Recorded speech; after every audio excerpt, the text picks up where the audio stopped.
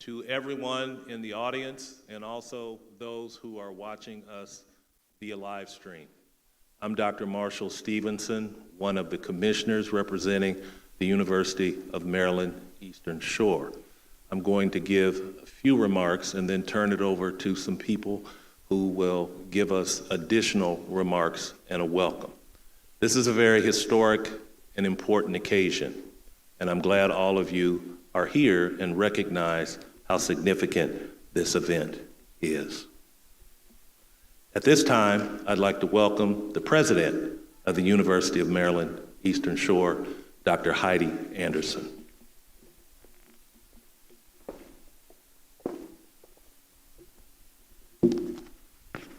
Thank you.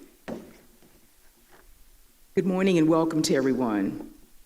As the 16th president of the University of Maryland Eastern Shore, it is my pleasure to be here with you this morning on this very solemn occasion.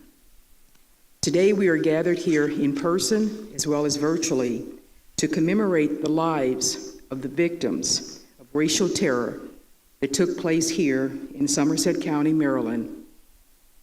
Isaac Kemp in 1894, William Andrews in 1897, James Reed in 1907, and George Armwood in 1933. The purpose of this gathering today is for us to remember, reconcile, educate, and bring about a sense of restorative justice. In 1956, Dr. Martin Luther King said these words, quote, "But the end is reconciliation. The end is redemption. The end is the creation of the beloved community." We look forward to continuing the work that will transform us into that beloved community that Dr. King envisioned.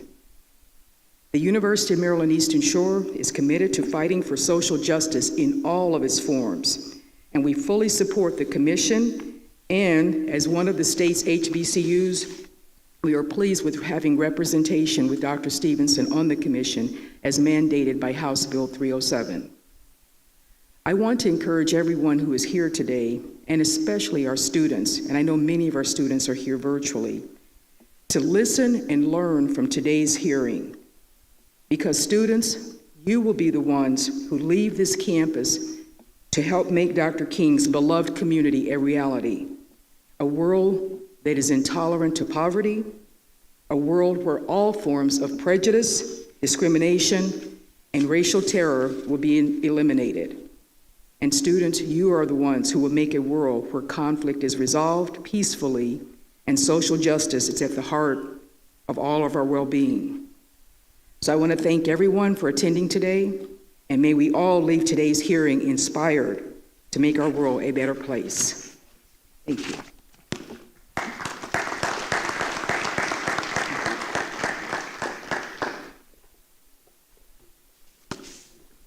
We'll now hear some brief remarks from the president of the Town Commission, Ms. Shelley Johnson.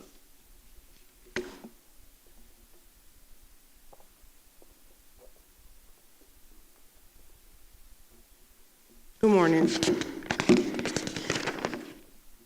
I bring greetings to the officials, to the commission, to the commissioners, and to everyone in their respectful places this morning. On behalf of the town of Princess Anne, I officially welcome each of you under the sound of my voice to our town.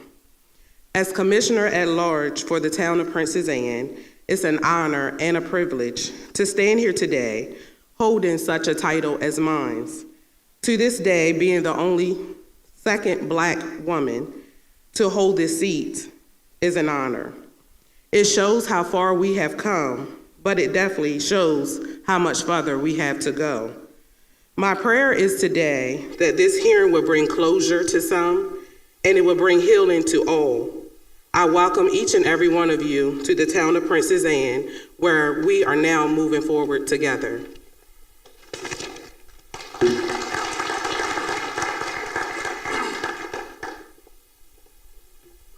We'll now hear remarks for Mr. Craig Mathias, President of the Somerset County Commission.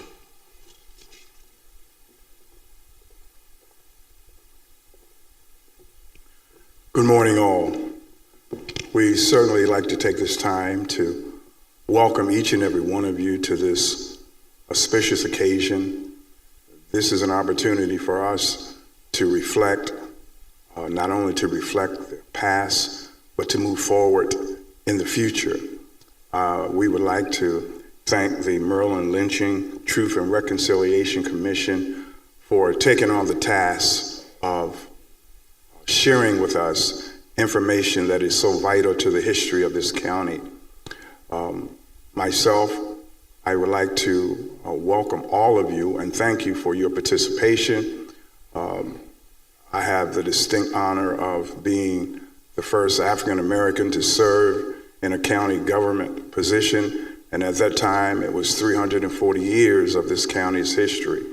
God has afforded me the privilege to represent you, the constituents of Somerset County. And once again, we look forward to continuing the dialogue in order to educate the residents of Somerset County along with the citizens of the state of Maryland. So we thank you, because you can only look forward to the future and not repeat the same mistakes when you know the truth of the reality of our history. God bless you.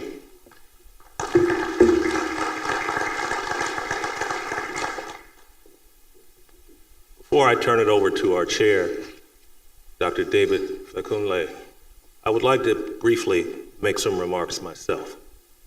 We're here to reconcile and move to achieve restorative justice. The definition of reconcile is to be brought back into fellowship or favor with an offended party. The Christian Bible says, "Thou shalt not kill, and whomever shall kill be in danger of judgment." Let us now proceed with the hearings. President of the Commission, David Fakunle.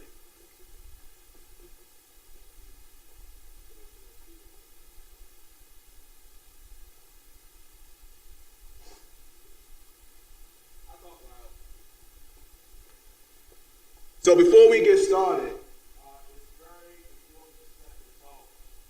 We know that this is a somber day.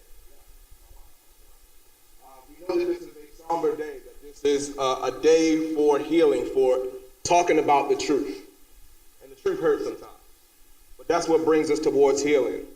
I'm an artist above all else, and I believe in the power of arts and culture as a healing modality. So what I would like to do, if you will give me the opportunity, is I'm going to give that opportunity to my mother. For everything that I am, I'm a mama's boy above all. So I'm glad that my mother, Dr. Mama Deborah Pierce Fakunle, has decided to join us today, because she never lets me do anything by myself. Mom, I would love for you to sing a song that does it unlike anything other when it comes to setting a tone, Strange Fruit.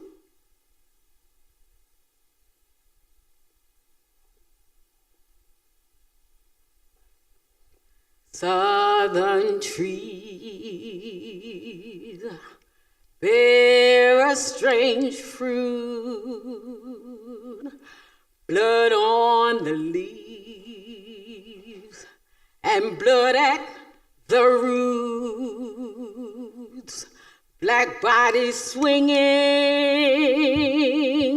in the southern breeze, strange fruit hanging from the poplar trees, pastoral scenes of the gallant South, the bulging eyes and the twisted mouth,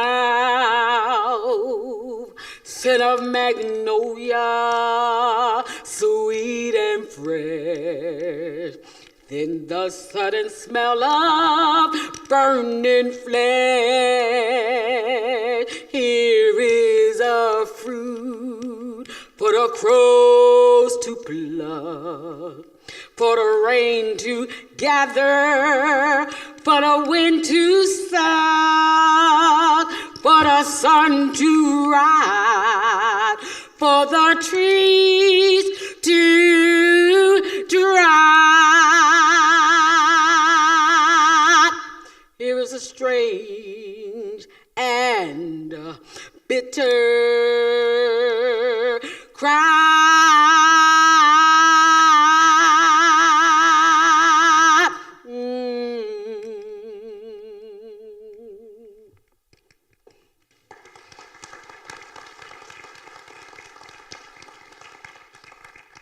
Thank you, Mommy. And with that, I would love to now bring to order this Somerset County public hearing of the Maryland Lynching Truth and Reconciliation Commission. I hope that you all are prepared to participate in this experience, this process, this moment. This will be an unforgettable experience to see firsthand how the legislature can and should work for its constituents. Today's hearing will begin with a reading of House Bill 307, followed by a reading of our protocols for conduct and testimony. Following that, we will hear the narrative summary of each of the 4 known victims of racial terror lynchings in Somerset County, they being Isaac Kemp, William Andrews, James Reed, and George Armwood. We will also hear both live and previously recorded testimony from descendants and relatives of the victims, witnesses, and possible perpetrators. We will then transition into the phase of the hearing that includes testimony from expert witnesses. During that time, the commission may also respond with a question after a witness has concluded with their testimony. We will also open the hearing for public comments before we begin the process of adjourning. Before we get started, I want to acknowledge our partners from Living and Growing who have joined us to help create and maintain a safe, emotional space for today's hearing to occur. Raise your hands, thank you. They're right there. Thank you, Living and Growing, for all that you do. They are available throughout today to help us and for anyone who needs their assistance. After certain portions of our hearing, they will conduct short debriefing exercises to help with processing all that is seen and heard from today's hearing. Before I move on with our agenda, I do want to take a moment to acknowledge our commissioners that are in attendance. Commissioners, would you briefly introduce yourselves, please, for our audience? So I will start to my immediate right with Dr. Marshall Stevenson, one of the members of the commission from the University of Maryland Eastern Shore. Again, I am Dr. David Falconley, honored to serve as chair, and I represent the National Great Blacks in Wax Museum. Charles Chavis, vice chair, and I represent, well, I don't represent, but I'm from George Mason University. Kirkland Hall, chair of the Somerset County Commission. David Armenti, Maryland Center for History and Culture, formerly the Maryland Historical Society. Dr. Iris Barnes, representing Lily Carroll Jackson Civil Rights Museum, an off-site unit of Morgan State University. Nicholas Creary, and I represent the Maryland Lynching Memorial Project. Carl Snowden, Anne Arundel County. Elizabeth Hughes, representing the Maryland Historical Trust. Thank you all, and also acknowledgement to our other commissioners who are joining us virtually, so I will just say their names. Simone Barrett Williams, Roger Davidson, Maya Davis, Tisha Dupree Wilson, Omar Eaton Martinez, Christopher Haley, Izetta Mobley, and Stephanie Seworth. And also a big shout out to our staff, Zanita Hurley, Kristen McFarland, and the lovely Stephanie Thompson. Appreciate you all. Thank you. So at this time, I recognize Commissioner Dr. Nick Creary, who will cite the specific state statute that pertains to this public hearing. Thank you.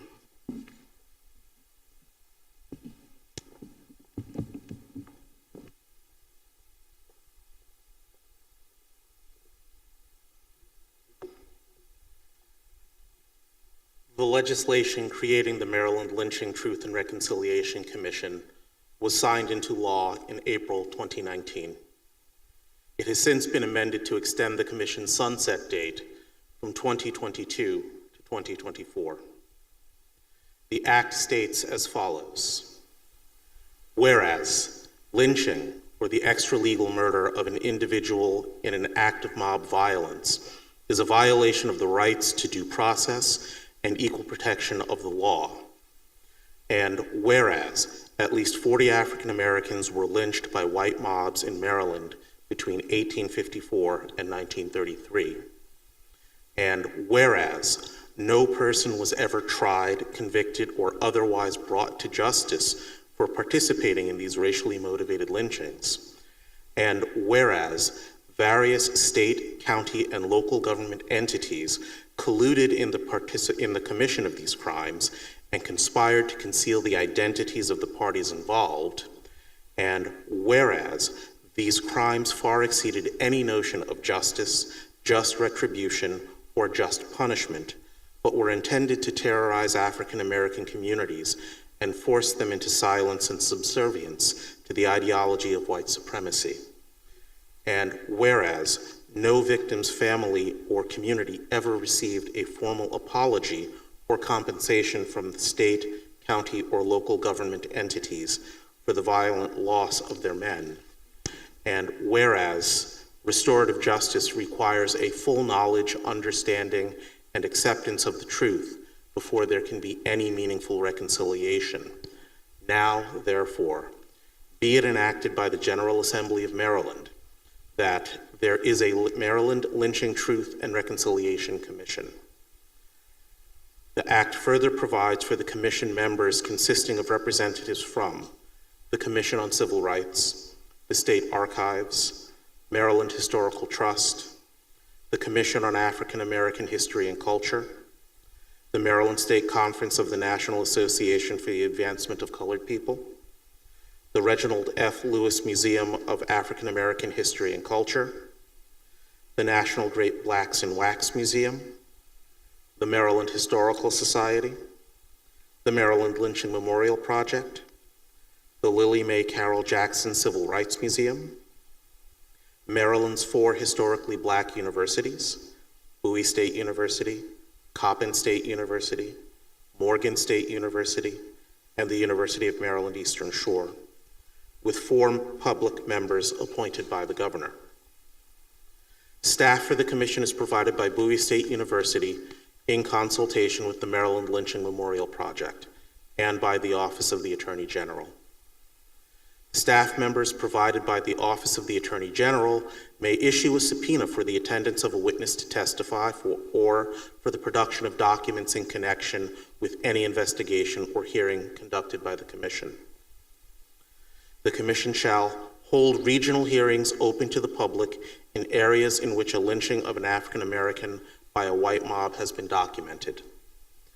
Receive from the public, including those from the families and communities affected by racially motivated lynchings, recommendations for addressing, engaging, and reconciling communities affected by racially motivated lynchings, including the erection of memorial plaques or signage at or near the sites of racially motivated lynchings, and make recommendations for addressing the legacy of lynching that are rooted in the spirit of restorative justice. In the hearings, the commission may research cases of racially motivated lynchings for which there is no documentation, should those cases be brought to the commission's attention, and the involvement of state, county, and local government entities and relative news media in cases of racially motivated lynching. On September 1st, 2020, the commission submitted an interim report of its findings and recommendations to the governor and to the General Assembly. On or before December 1st, 2023, the commission shall submit a final report of its findings and recommendations to the governor and to the General Assembly.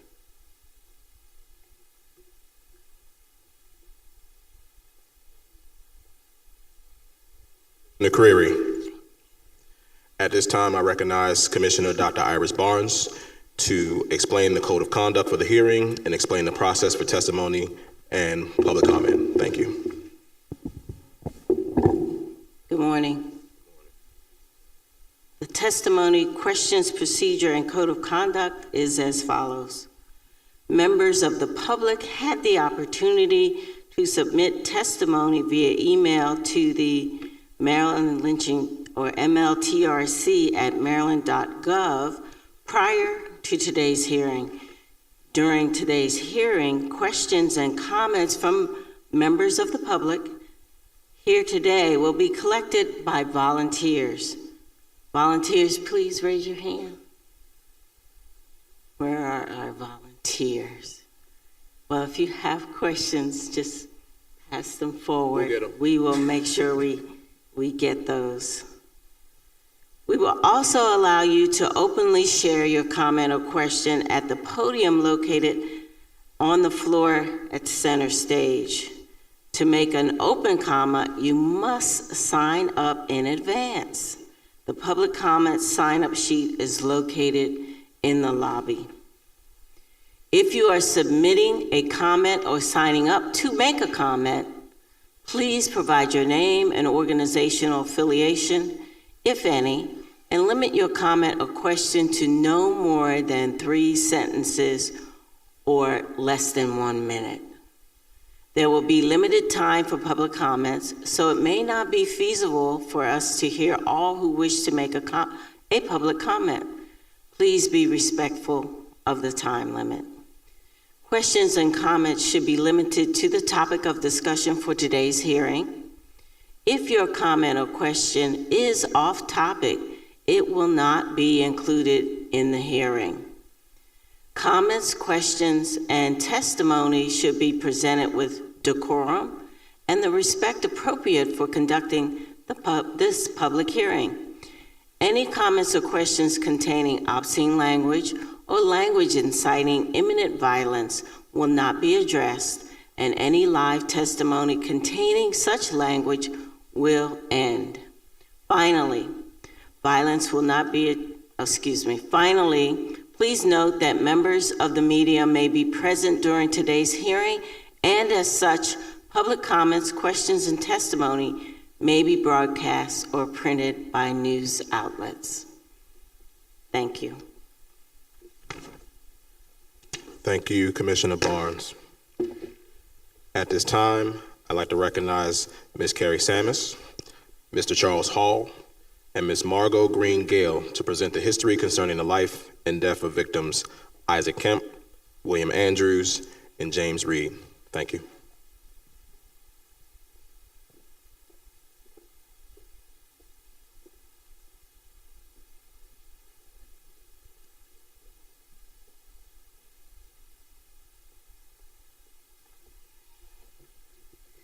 Good morning. Thank you for having us here today. We're happy to see all of you in the audience. I will be reading the narrative associated with Isaac Kemp. Isaac Kemp, a strawberry picker between the ages of 23 and 27 from Virginia, was lynched on Friday, June 8, 1894, by a mob of about 150 people in Princess Anne, Maryland. Isaac Kemp was born in Nassau, the Bahamas, in 1868. The son of a maritime worker, Kemp traveled to America and was naturalized as a United States citizen at Key West, Florida, in 1888, 6 years before his murder. We may never know why he chose to start a new life here, or whether or not his parents, Linda and York, joined him. Newspapers at the time say little of Kemp's past, save that he came to the Eastern Shore from Key West. Years later, like hundreds of other Black men and women every season, Isaac Kemp went to the Eastern Shore as a migrant agricultural worker. This is how he came to be in Princess Anne by the summer of 1894. On the night of June 8th, 1894, Kemp was spending time with a dozen of his fellow workers that his employer, Mr. Frank Barnes of Somerset County, had just paid. They arrived at a country store owned by Charles Miller, located about 7 miles north of Pocomoke City. At around 9 p.m. on the night of June 6th, The workers purchased whiskey and shortly became unruly and began knocking down displays in the store. Constable Ned Carver, at the proprietor's request, told the group that they could either leave or be arrested. One drunken member of the group said, "We'll come as we please." At this moment, a fight broke out between Isaac Kemp and Constable Carver. Pushed outside of the store, the fight continued with Frank McCready, Constable Carver's brother, coming to his aid. As the fight escalated, Carver and McCready were beaten over the head with clubs and empty beer bottles. The two men were badly beaten, but the fight continued and for a moment stopped, leaving Constable Carver and Mr. McCready nearly dead. Apparently unsatisfied, Isaac Kemp allegedly ran over to Carver and cut the constable with a razor multiple times on his face and legs, killing Ned Carver. With the store destroyed and Carver and McCready on the ground, the group fled the scene. Mr. C.A. Vesey attempted to clean the two men, then ran to Dr. DeShiel for medical treatment. Once the doctor got to the victims, McCready was alive but badly injured. As for Constable Carver, Dr. DeShiel said that there was nothing he could do to save him. Ned Carver was 32 years old and survived by one child. Within 2 hours, 10 of the 12 men were arrested and placed in the Princess Anne jail on Main Street.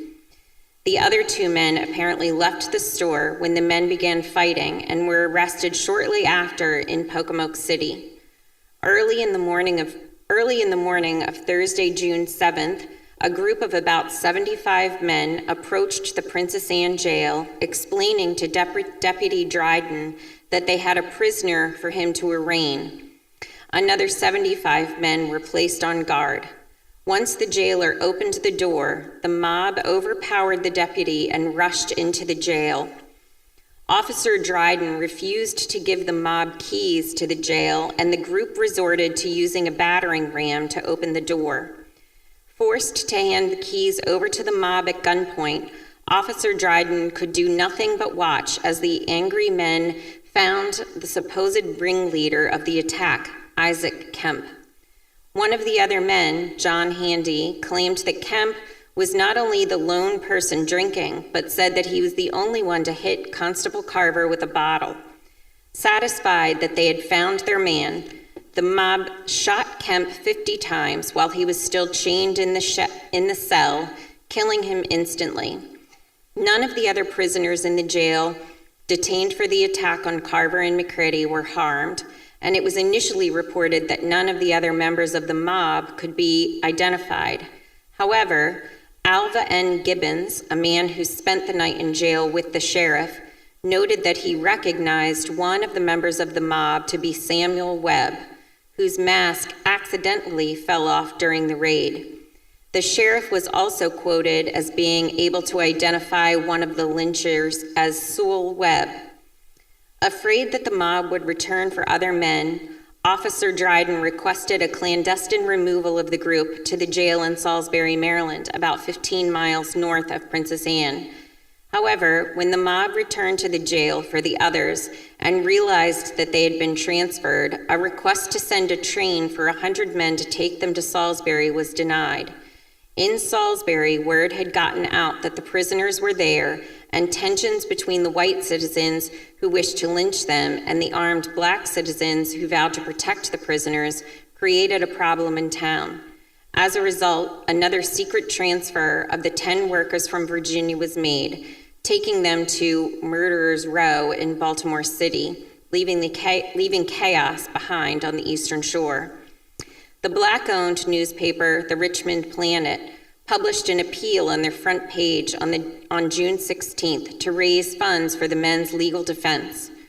Once tensions seemed to be under control, the accused faced trial, and the conclusion was that Isaac Kemp came to his death from pistol wounds inflicted by some unknown parties. State Attorney Henry Waters conducted the examination at the inquest.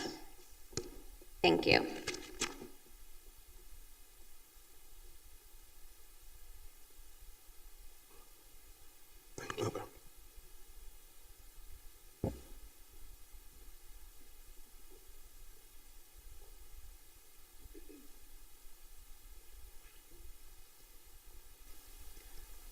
Good morning. I'll be reading the biography of William Andrews. William Andrews, known as Cuba, was born in 1876 in Raleigh, North Carolina. The census indicates that William Andrews resided with his parents, Henry and Rebecca Andrews, and his younger sister, Bessie Andrews. As an African-American male, he worked as an oyster dragger in Princess Anne. It is unclear when he moved to the Chesapeake region, but the Baltimore Sun reported that he was living with his parents in Richmond County, Virginia at the time of his murder. Andrews, like Isaac Kemp, was among many black workers who migrated to the Eastern Shore to support the local agricultural industry. Somerset's primary industries were farming, timber, oyster farming, and crabbing, and the area's population was segregated. Andrews was charged, convicted, and sentenced to death for the May 5th, 1897 assault of a local married white woman. After the trial on June 9th, 1897, the crowd cheered the sentence but was not satisfied. Outside the courtroom, a growing mob of about 1,000 people ripped the prisoner from the hands of the deputies, used bats and clubs to beat him nearly to death, and then hung him from a tree. The judge and sheriff organized an inquest jury which determined within an hour that an unidentified mob had strangled Andrews. On June 19, 1897, John Mitchell Jr. of the Richmond Planet condemned the Andrews murder and questioned the inadequate protection provided after the trial. He was lynched immediately after he was tried and convicted of assault on Miss Benjamin T. Kelly. Andrews, after being arrested for the attack and pleading guilty to the charges, was taken to Baltimore City Jail for safekeeping. This move was necessary to avoid any attacks against the prisoner prior to the trial date. On June 9th at 11 a.m., Andrews was in court on Main Street in Princess Anne, Somerset County.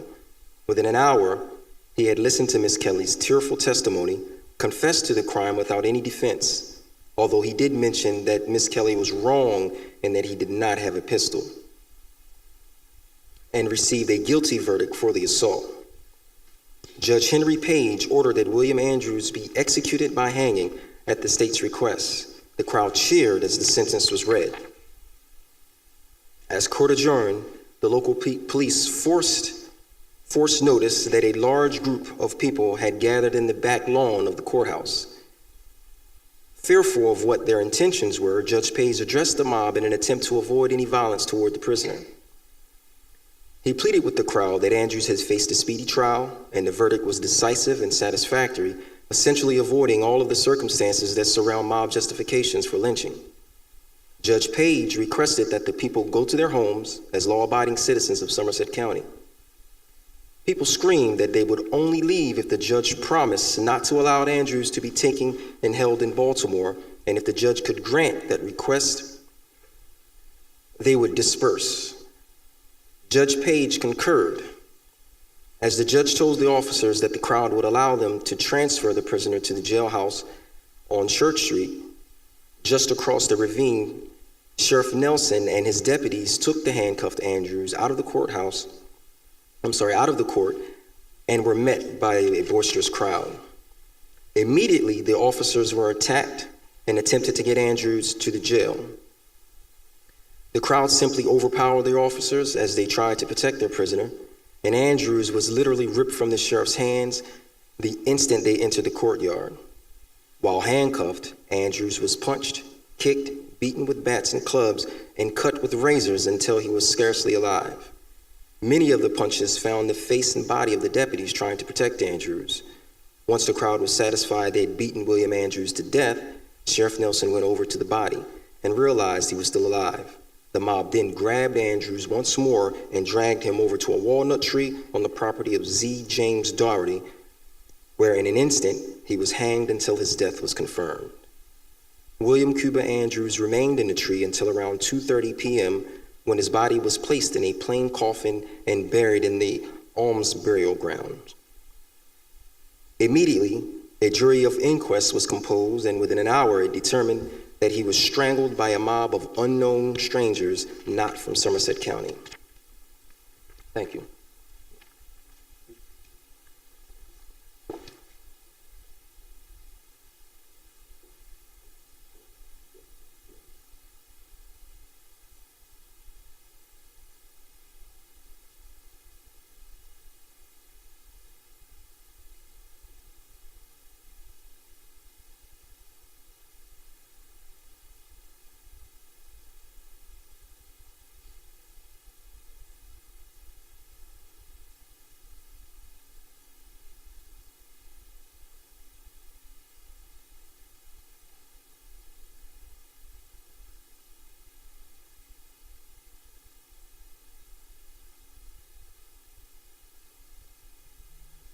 Good morning.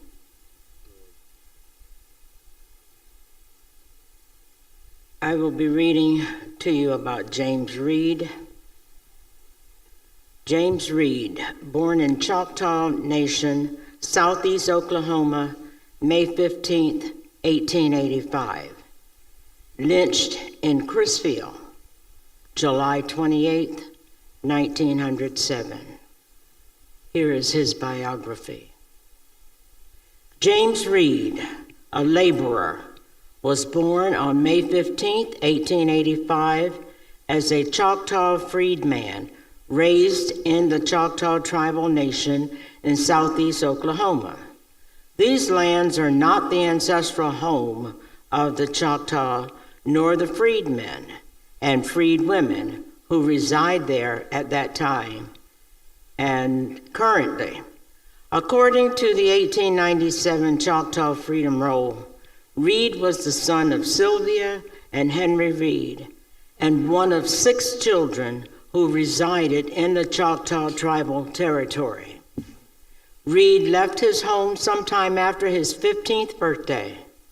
Reed made his way to North Carolina and began working as a steward and waiter on the Endeavor, a United States Coast and Geodetic Survey ship originally built as a Confederate warship, formerly known as Lady Davis. It is believed that Reed arrived in Chrisville aboard the Endeavor in April 1906, when the Endeavor docked in Somerset County. James Reed lived in Chrisville for a short time, barely making it to his 22nd birthday. Months later, he would be brutally beaten and lynched by a mob in Chrisville, Maryland on July 28, 1907. The lynching was prompted by the murder of the night chief of police, John H. Daugherty. Reed was accused of murdering Daugherty after Daugherty arrested Reed's business partner, who was only known as Hildred. Hildred was arrested for selling whiskey.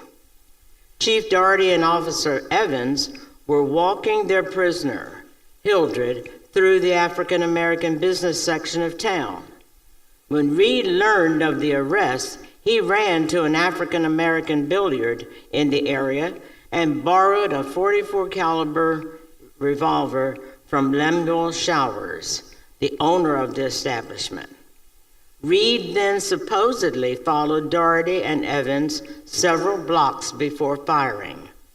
One bullet hit Daugherty in the back of the head, exiting above the right eye, killing him instantaneously. Both Reed and the prisoner fled the scene and were immediately lost among a crowd of people. Officers were dispatched to different parts of town in order to prevent Reed's escape. The search party believed Reed had secured a boat and exited town through the local waterways. However, it was reported that Reed had secured a boat. However, it was reported that Reed stole a bicycle and followed the railroad out of town before reaching the area known as Colburn Creek. It was here that Reed reportedly stole a small mailboat. Authorities chartered a fleet of small gasoline launchers to search the waterways for Reed. Reed was at least 10 miles outside of Chrisville before he was spotted by Captain Shelton of the Ercliffe vessel. Reed hid in the cabin of the mailboat. After several commands to surrender, Reed then jumped into the water and was shortly apprehended by Captain Shelton. The search party returned to Chrisville with Reed in custody. As they led Reed back towards the scene of the crime, the mob became explosively violent. Reed was killed from blows to the head, which resulted in a fractured skull. His body was then hung from a telegraph pole as citizens celebrated and photographed the lynching. Reed's body was then buried crudely in the marsh. However, Later that night, angry citizens dug up the body and further abused the corpse with bullets. Rioters then threw his body upon a bonfire. The rioters continued to run through the African American community, pulling people from their homes and beating them indiscriminately. The mob reportedly threatened several black men to leave town immediately. The town council assembled the following afternoon in an effort to restore peace to Chrisfield. African American leaders and professionals attended the meeting to offer several resolutions to produce peace among blacks and whites in the community. They requested that all African American owned places of amusement be closed in order to prevent people from congregating or organizing a retaliation. Several saloons and billiards were closed immediately. Many African American residents were arrested for vagrancy. Councilmen accepted a motion that all African American visiting from out of town report to authorities and state their reason for being in town, asking permission to stay. Delegates offered another resolution condemning Reed for the murder of Doherty. The council further stated that the African American community would have joined in the search and that the lynching was justifiable. Officials may have offered this resolution out of fear that future violence would plague their community. Many must have believed these resolutions would prove their willingness to cooperate, thereby calming angry citizens of Chrisfield. However, several newspaper articles did not agree that the lynching was justifiable.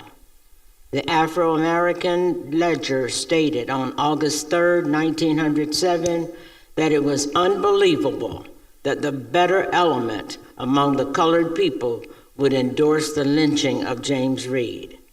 The Baltimore Sun stated, "There are abundant reasons why the people of Chrisfield should deplore the lynching of James Reed, a Negro murderer. In the first place, the murderer would have been hanged by due process of law if the courts had been left to deal with him. Maryland justice lacks, in such cases, neither swiftness nor sureness.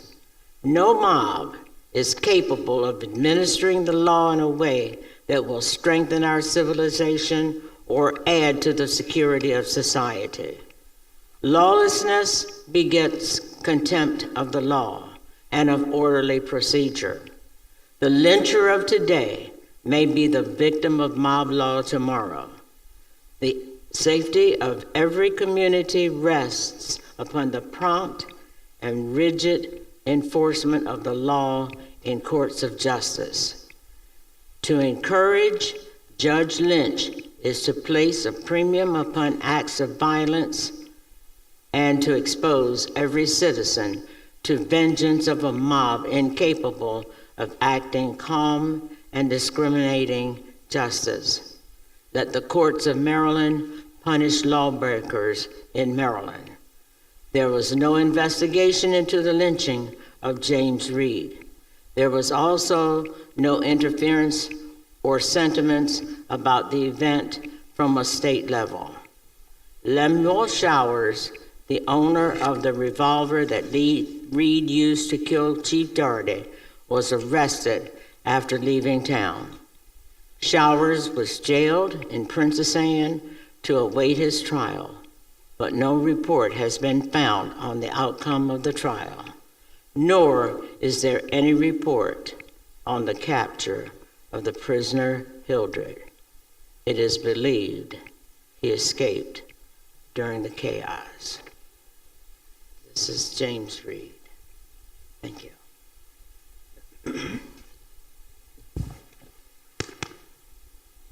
Our gratitude to Ms. Sammis, Mr. Hall, and Ms. Greengill for sharing with us those stories.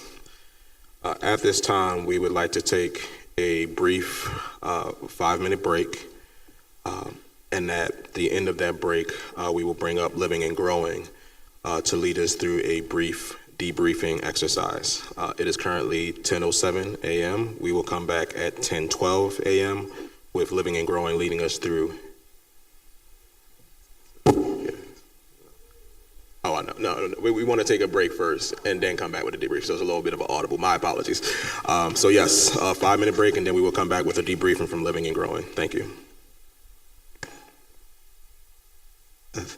Thank you all for coming back. As we transition with our hearing session, we first want to acknowledge the mayor of Crisfield, Darlene Taylor. Thank you so much for being here. Madam Mayor, we appreciate your presence. At this time, we would like to bring up Living and Growing to lead us in a brief debriefing exercise. Thank you. Thank you. Just going to take a moment to practice some self-care as we listen to and absorb everything today. It's really important to take care of ourselves. And so I just want to invite everyone to take a moment to scan your body and take note of where any tension lies.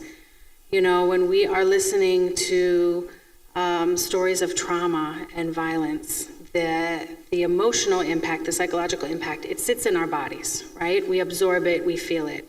And it's really good that we got up and moved around, because that's the best way to move things through our body. As we're still processing them in our minds, you know, our body's processing them as well.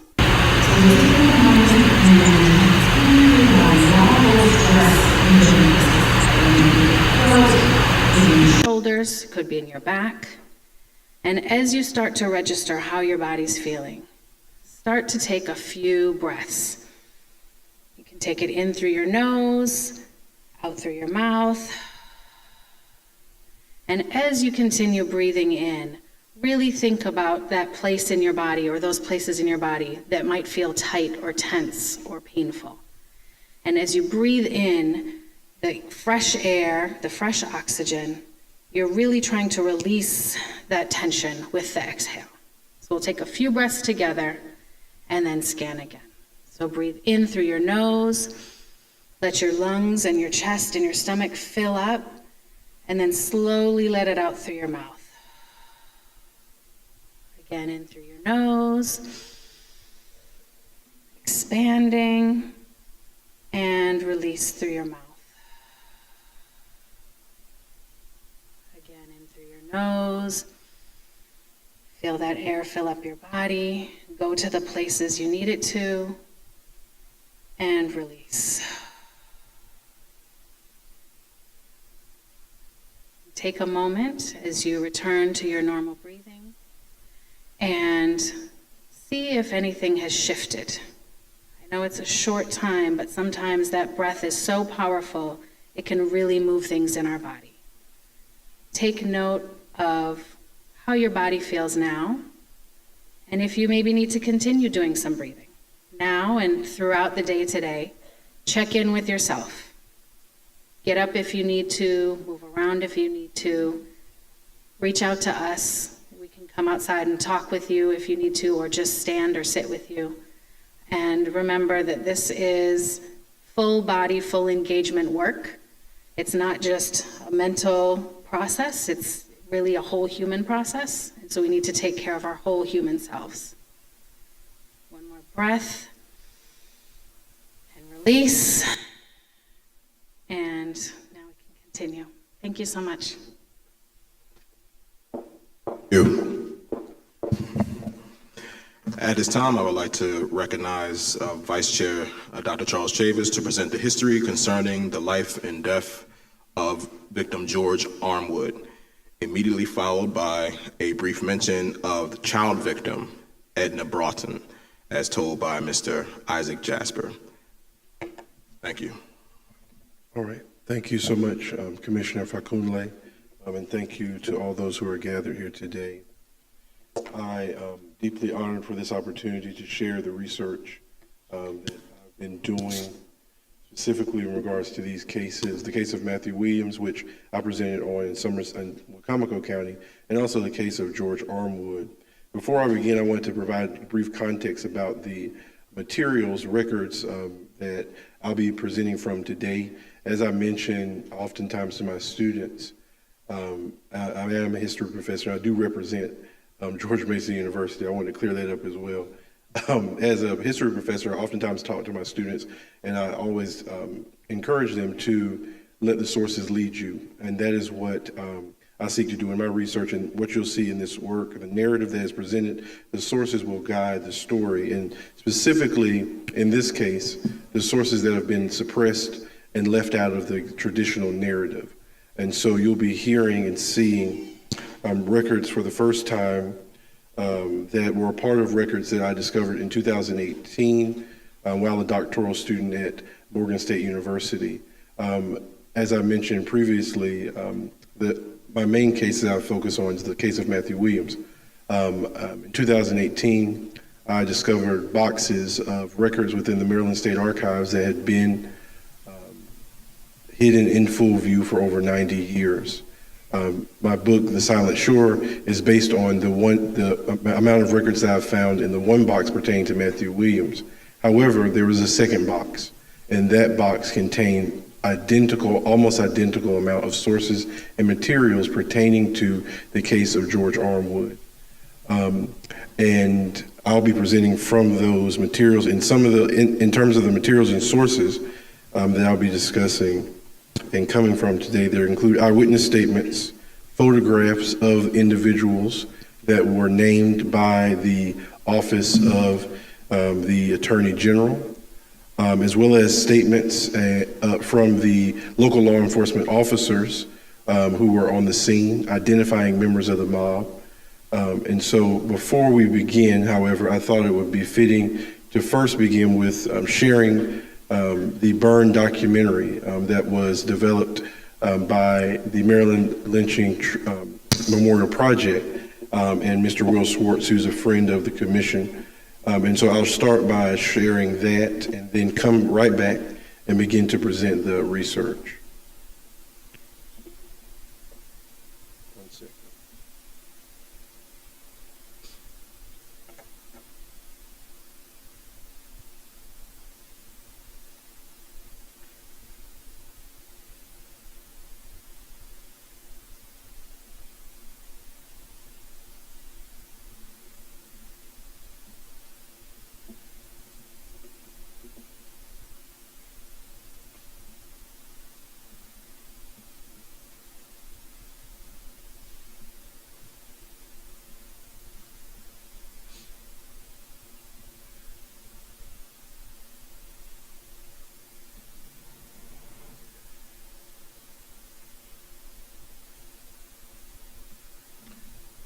Looks like we're having some technical difficulties.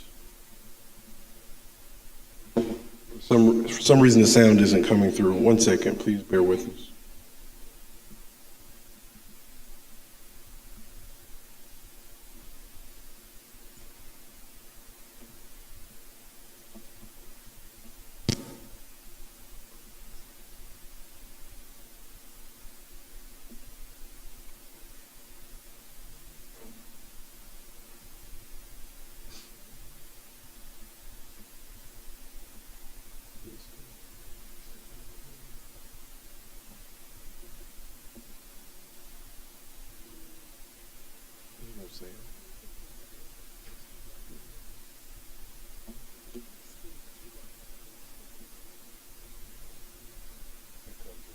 Yep, we have the tech specialist coming.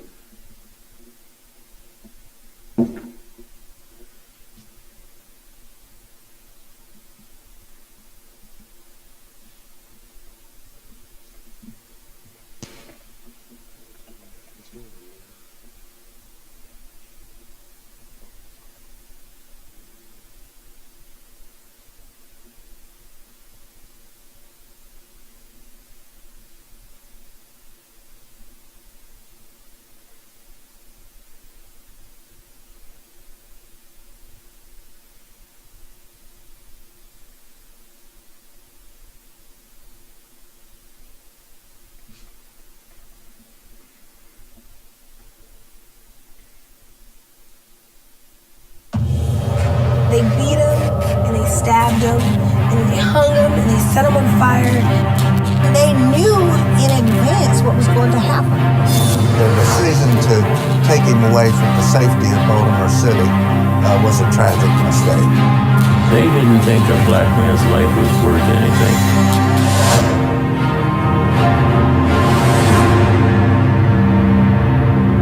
Like the rest of the country, the 1930s were a difficult time in Maryland. With the Depression, families, and it didn't matter whether they were black or white, most people were in dire economic straits. And in the 30s, the Eastern Shore was predominantly agricultural and absolutely segregated. Jim Crow was alive and well in the 30s on the shore. The threat to blacks on the shore was magnified by anger over the case of Ewell Lee, a black man also known as Orphan Jones. In January of 1932, Lee was convicted of murdering a white family of 4 in Berlin. Lee's lawyer was Bernard Adas, a communist from Baltimore. He not only got Lee's original conviction reversed, but managed to drag the case on for years, infuriating whites. He was despised on the lower shore, even though he was a tremendously effective defense attorney for his client. In October of 1933, the Lee case was still unresolved when an elderly woman named Mary Denston said she was attacked by a black man while walking home near Princess Anne. She said she didn't know her assailant, but would be able to identify him among 1,000. Word of the attack spread quickly. Soon, hundreds of men from 3 counties joined the manhunt. The man they were hunting was George Armwood, a 22-year-old farm worker who lived near Pocomoke City. My grandmother's name is Mary Armwood. You know, it was her family, it was her relative, and she was there. Tina's grandmother had fond memories of her cousin. And he would come by a lot, and he seemed like a really nice guy. He was always smiling, he was very friendly, and she said he used to whistle a lot. When he was 15, George left school to live and work with a white man on a nearby farm. Armwood, the Afro learned, was reared by a white family and recognized by many to be feeble-minded and a fit subject for a psychopathic ward. He was not put in one because, in spite of his mental infirmity, or because of it, he was a good workman and an inexpensive one. Even before Mrs. Denston had a chance to identify him, Armwood was named as her attacker. It's not clear why. I'm not sure that Armwood committed a crime at all. From what we know, and the fact that he was described as being dim-witted, I'm not sure if he committed a crime. When you're looking for someone to blame for something, you find a scapegoat. The weakest victim, the weakest person you can find, and you choose that person. Whatever the reason, Armwood was a wanted man. The search intensified, and the next day, an armed posse entered the Armwood home, demanding to know where George was. And then they started threatening them, telling them that if, they didn't give him up, and if they knew where he was, that they would hurt all of them. Eventually, they seen him being dragged out of the woods. And she said that they pulled him out and they were beating on him, and then they tied him to the back of a car and made him walk. In a time of anxiety and anger, Armwood's capture was like lighting a fuse. The Ewell Lee case was still very much in the headlines, but here comes George Armwood, another African American accused of a crime against a white woman. They had just lynched Matt Williams 2 years prior to. And then also the people in Worcester County were still in uproar because what happened to Ewell Lee. We call him Orphan Jones, because it took 2 years before he was brought to justice, and they wanted it to happen immediately. Armwood was first taken to the Princess Anne jail, but fearing trouble, police took him to the Wicomico jail in Salisbury, the very place where Matthew Williams was lynched not 2 years earlier. As news of Armwood's capture spread, angry crowds began to gather. It was clear he wasn't safe in Salisbury either. so Governor Albert Ritchie ordered state police to take Armwood away from the shore altogether. Just as Armwood was let out the back door, the mob burst through the front. From Salisbury, Armwood was taken first to Cecil County and then to the Baltimore City Jail, where it was reported he signed a confession. In Baltimore, Armwood was out of the reach of shore mobs, but the respite was short-lived. Judge Robert Dewar ordered that Armwood be returned to the Somerset County Jail after he had been assured by Sheriff Luther Daugherty and by State's Attorney John Robbins that they had everything under control. I could not understand why Judge Dewar would do such a thing because he was a circuit court judge. He wasn't a law enforcement officer. I found out later from his granddaughter that Judge Dewar was up for re-election the next fall. Robbins told Ritchie the danger of violence had passed. He said Somerset County is law-abiding and peaceful. Judge Dewar also assured the governor, but he may have been more concerned with assuring his constituents. Judge Dewar realized that if he didn't bring Armwood back, it would be considered a repudiation of his own community. So to his shame, he had him come back. Ritchie also faced re-election, so he agreed, and at 10 o'clock that night, a convoy of state police left Baltimore with Armwood in tow.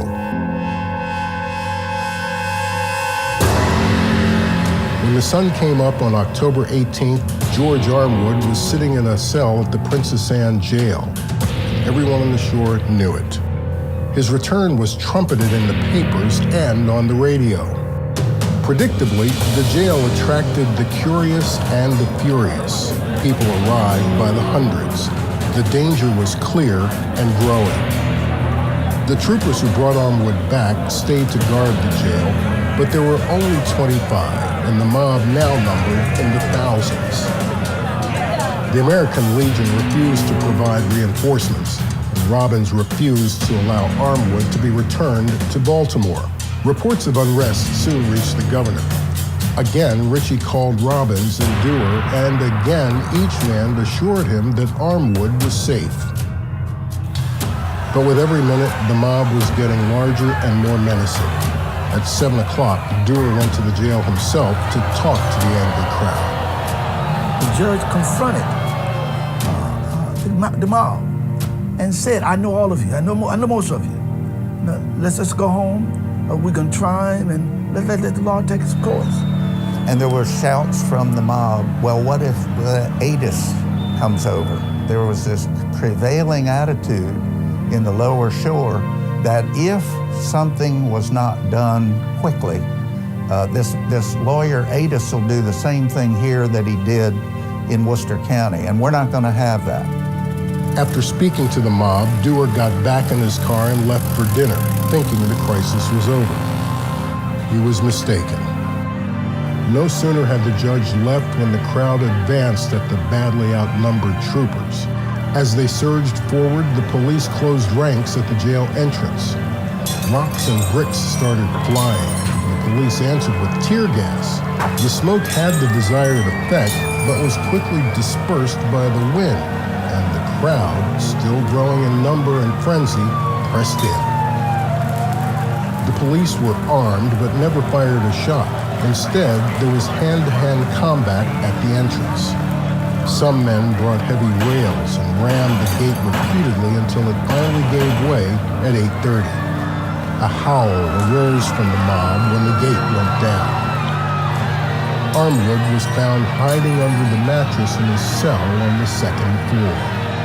He was dragged outside, a noose already around his neck. The frenzied mob taunted and beat the helpless prisoner. A boy of 18 cut Armwood's ear off and waved it around. It was described as a bloody carnival in which men, women, and even children took part. Yes, it was a family affair. It wasn't just men, but it was women. And they knew in advance what was going to happen. To show their contempt for Dewar, they dragged Armwood behind the truck to the judge's home, hoping to hang him there. One estimate put the size of the mob at 5,000 people, almost 6 times the population of Princess Anne itself. Finding no suitable tree at Judge Dewar's home, they chose a tall oak nearby. The mob shrieked as they yanked Armwood up and let him drop several times. Then they let him hang for 5 minutes. When they cut him down, Armwood was dead, but the spectacle wasn't over. And they drug his body around for everyone to see. And then she says, I remember, them dragging his body through the neighborhood and, and everyone in the house, of course, crying and being really upset. Finally, Armwood's body was dragged to the courthouse. It was doused with gasoline and set afire. The crowd was so deep, the police couldn't get through. A visitor described the stench of burning flesh, and a mob of men, women, boys, and girls dancing and singing around the burning body as if in celebration. The rope was cut into small pieces and given away as souvenirs. Armwood's charred body was finally dumped in front of a lumberyard where it lay in the street for hours. It became an iconic image memorialized on the front page of the Afro-American newspapers. A young reporter named Clarence Mitchell Jr. was sent to the scene. When we got down there, the crowd was there. They had actually completed the lynching at the time, but the body was They shoot him or hang him? They hanged and then poured gasoline on the body and set it on fire. And it was right out there in the middle of the street. How'd you feel though when you saw this? Well, it was a revolting sight. There's no doubt about that. I could see a fellow lying there in the middle of the street in that kind of a condition. Here's how Mitchell described the scene in print. The skin of George Armwood was scorched and blackened, while his face had suffered many blows from sharp and heavy instruments. A cursory glance revealed that one ear was missing, and his tongue between his clenched teeth gave evidence of his great agony before death. There is no adequate description of the mute evidence of gloating on the part of whites who gathered to watch the effect upon our people. Mary Denston never did identify Armwood as her assailant, yet thousands of people took part in his murder, which was enabled by a few. This was what Judge Dewar, he and the governor at the time were complicit in. They represented the establishment, and they didn't think a black man's life was worth anything. For his part, Governor Ritchie responded with outrage, saying, "I am shocked beyond expression at this horrible lynching." It's a little disingenuous of Ritchie to claim that he didn't know that there was a possibility that this would occur. Anyone with any knowledge of previous events knew that this was a great risk. Ritchie placed responsibility for the lynching squarely on the shoulders of Judge Dewar and State's Attorney Robbins. So there was a clear effort on the governor's part to place the blame on other men as opposed to taking that responsibility himself. Judge Dewar admitted, "I was badly mistaken in my judgment, and I am deeply grieved that such a thing happened in our county." His remorse was met with skepticism by the Baltimore press. Robbins, on the other hand, was mum. To the many questions he faced, he had but one response: "I have no statement to make at this time." Newspapers around the country registered disbelief and disgust at the events in Maryland. It was a stain on the state and its governor. Under fire, Ritchie ordered Attorney General Lane to investigate the crime at once. 9 suspects were identified, but in Maryland at that time, charges could only be brought by the county state's attorney, and Robbins refused to arrest anyone. So the governor actually, in effect, declared martial law, sent the Maryland militia to Salisbury, to the armory in Salisbury, where they fanned out and actually apprehended 4 alleged leaders of the lynch mob. The locals were incensed and gathered at the armory trying to intimidate the troops and prevent the arrests. They didn't succeed.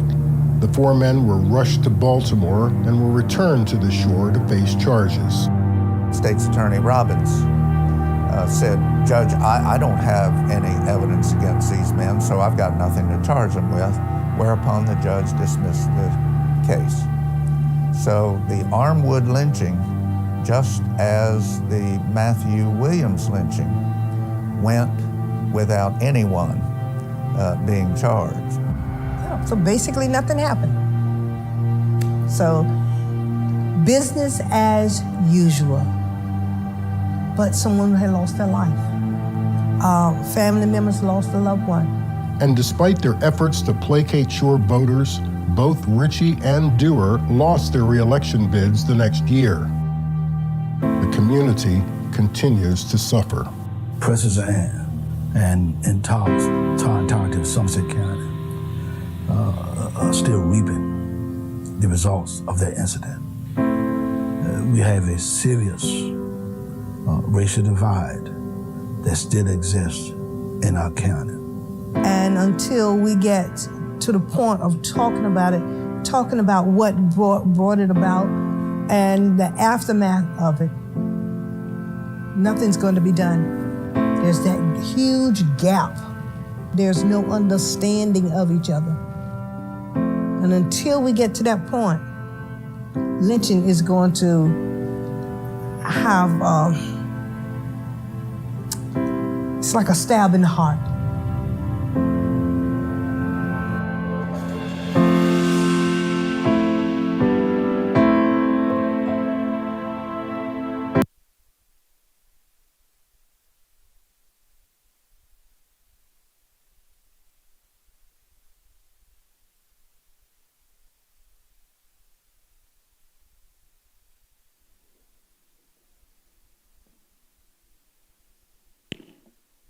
Wow, so before we begin, I want to be very clear for the record that what we saw printed in the Baltimore Sun at the time in terms of the no sufficient evidence is flat out lie.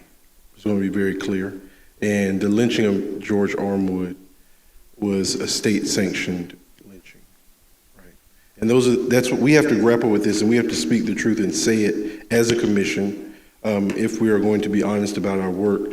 And I feel compelled to be very clear about this specific case based on the evidence that I'll be discussing today.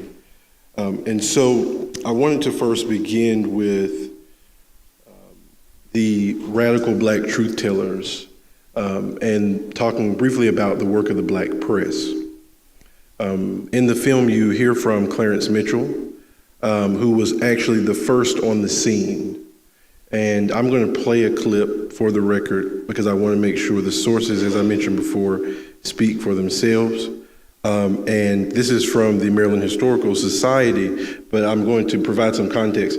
He literally comes from across the shore and gets word of the lynching. One of the things that oftentimes we forget in terms of researching lynchings and racial terror lynchings and anti-Black violence, and one of the reasons, again, why lynchings are state-sanctioned, and this lynching specifically, the lynching was advertised. It was lynchings were on radios. They were pre-planned, right?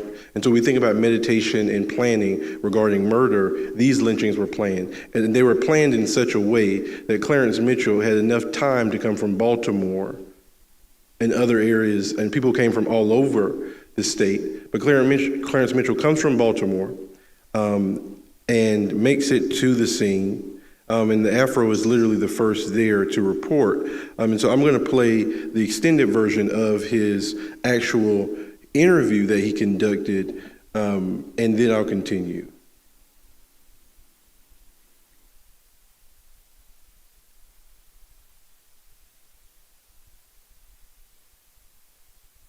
I thought I was very fortunate. Now, in 1933, you were in Salisbury. Princess Anne. Princess Anne, excuse me. In 1931 was Salisbury. In 1933, you were Princess Anne. Yeah, I was still in school when. And what did you see when you were down in Princess Anne?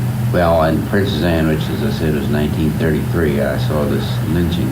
You didn't actually see the lynching take place now, did you? Well, we got there right after it happened. The crowd was still there.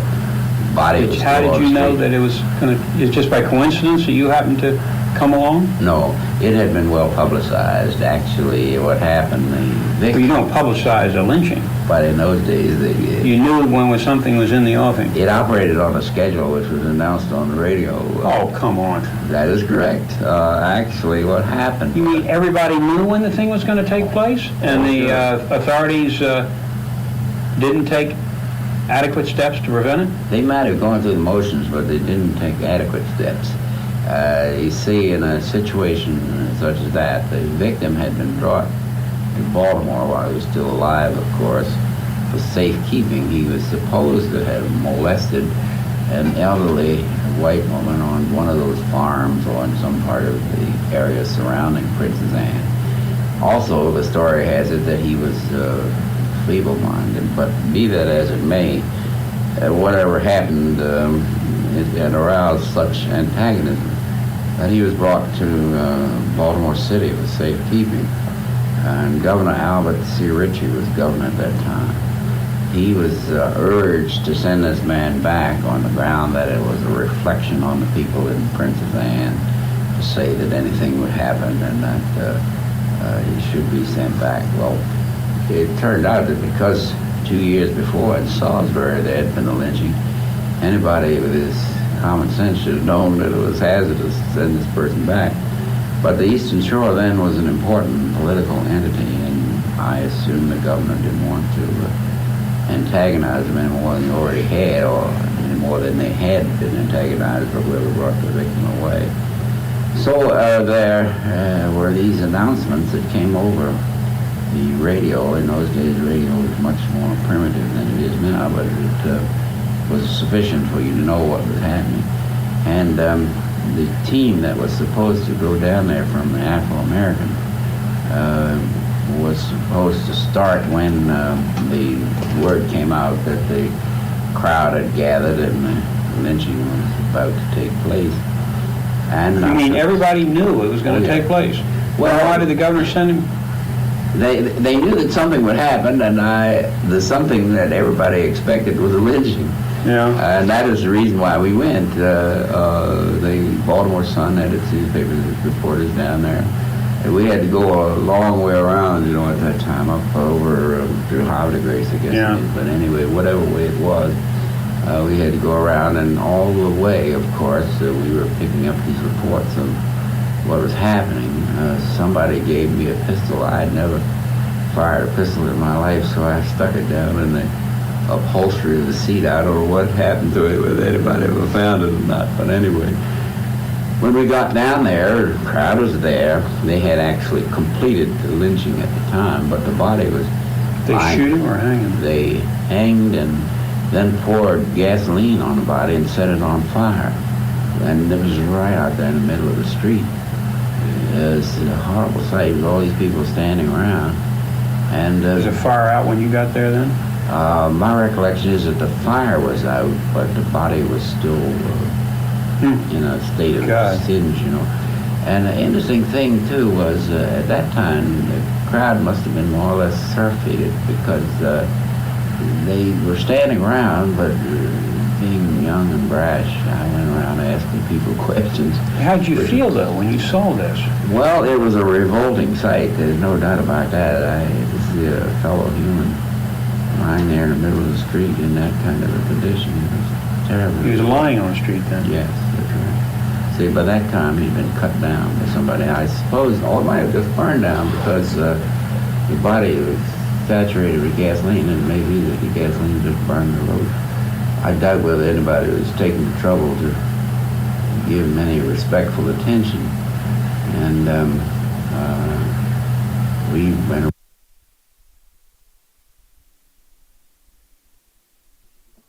Clarence Mitchell continues in the interview, and for the sake of time, I'm going to stop the clip. But in the interview, he continues, and the interviewer asked him, why was he not scared, right? And within the interview, he discusses how the president of UMES, or Princess Anne Academy at the time, literally allowed him to stay on campus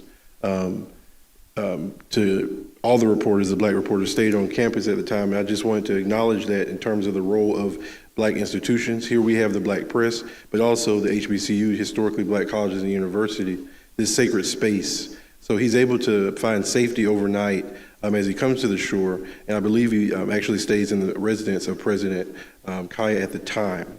And so from there, we recognize Clarence Mitchell, or I recognize him as a black prophetic truth teller. He challenged the presumptions of Armwood's guilt, organized community defense, and he crafted a counter-narrative to lynching logic, which was rooted in fascism, white supremacy, and opposition to multicultural democracy. In addition to this, you also have other reporters, because as we know, or most should know it by this time, if you grew up in Maryland, you should know something about the Mitchell name. Clarence Mitchell was, you see here with Lyndon B. Johnson, was the 101st senator and really the author of a lot of the legislation, civil rights legislation that came out in the 60s.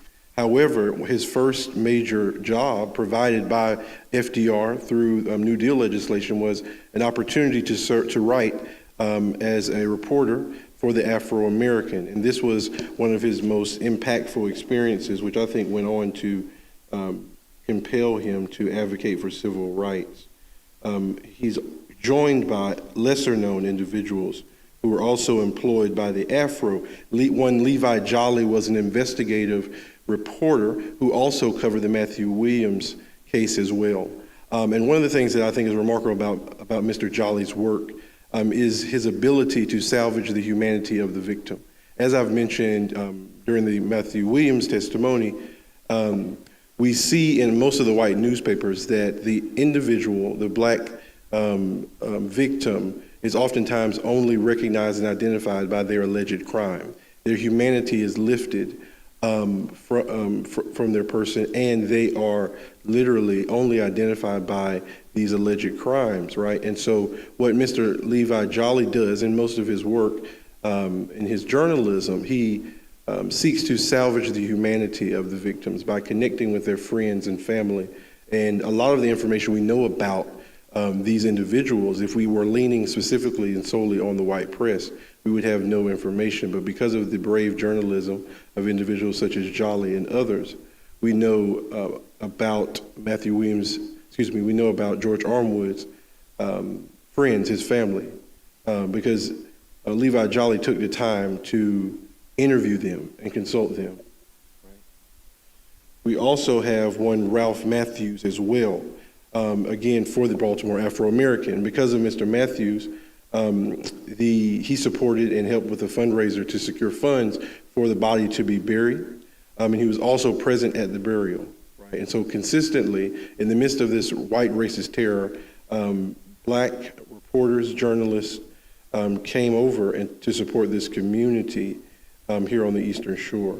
And I wanted to honor them before we get to the specifics around those actually behind the lynching of George Armwood.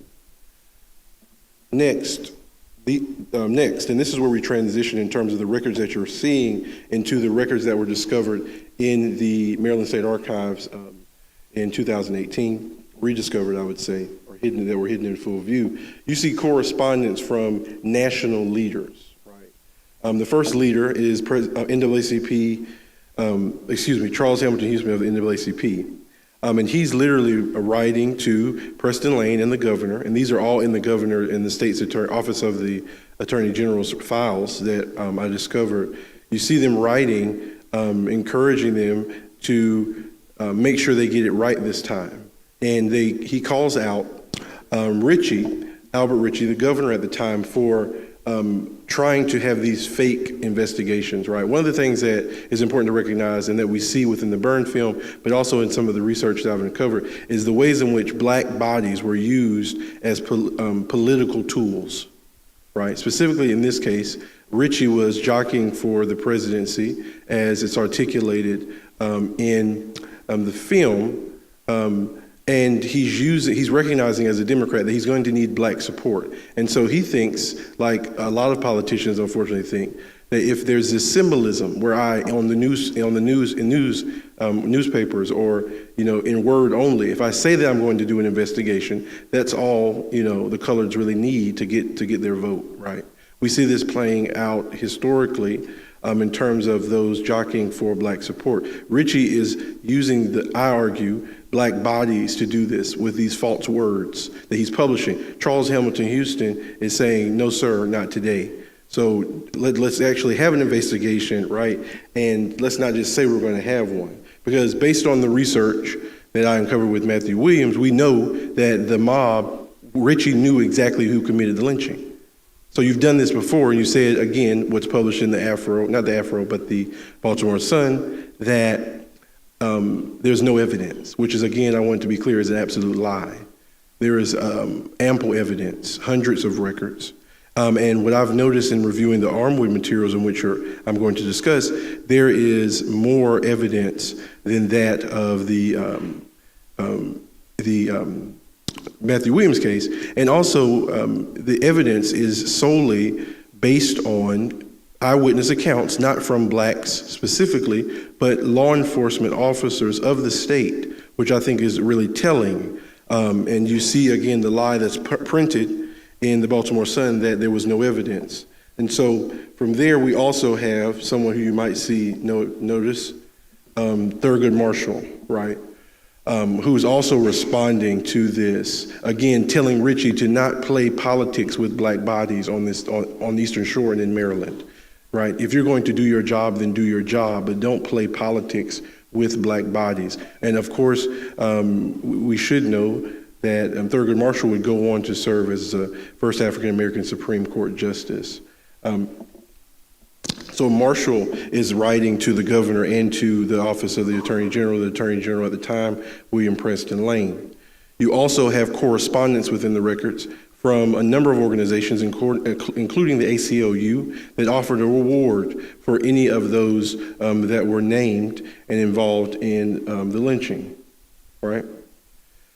I would be remiss if I did not mention Dr. Lily Mae Carroll Jackson, who was also involved with supporting what we've recently learned, supporting private investigators, white investigators, who actually came to the Eastern Shore to investigate these cases. We were able to put our hands on Department of Justice records from Northeastern University Law School.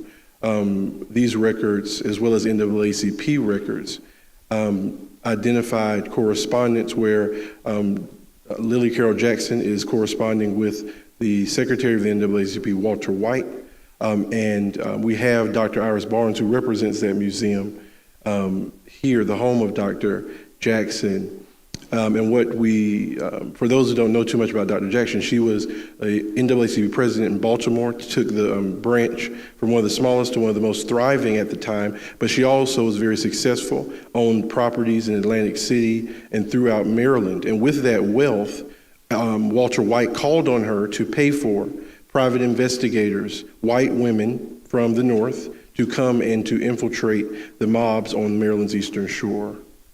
And so I would be remiss if I did not mention her work and her activism as well. And now we get to the identification of Armwood's lynchers. Again, what is most astonishing about this specific case is the brazen way that the evidence is just out there and clearly put out there. But again, we have the black press and black organizations, black institutions that are leading the way for identifying those involved. And so we have the Baltimore-based League for the Struggle of Negro Rights, which is a successor to the American Labor Congress. And they identify, one of the first organizations, they identify Mr. William S. McQuaid, who's employed by the American Stores Company in Pocomoke City. And he directly participated, as someone who directly participated in the Armwood lynching. And he calls on the company to fire him. He makes this demand, and this is articulated again in the same files I discovered 2018. Again, the Baltimore Afro-American is Speaking Truth to Power. We have coverage and identification of the mob by the Afro. And so because, again, there is a lack of trust, obviously, of the state as well as those involved with these cases, the Afro says, we're just going to put it out there, and that's exactly what they do. And so here the Afro is among the first to name the names of individuals who were part of the mob.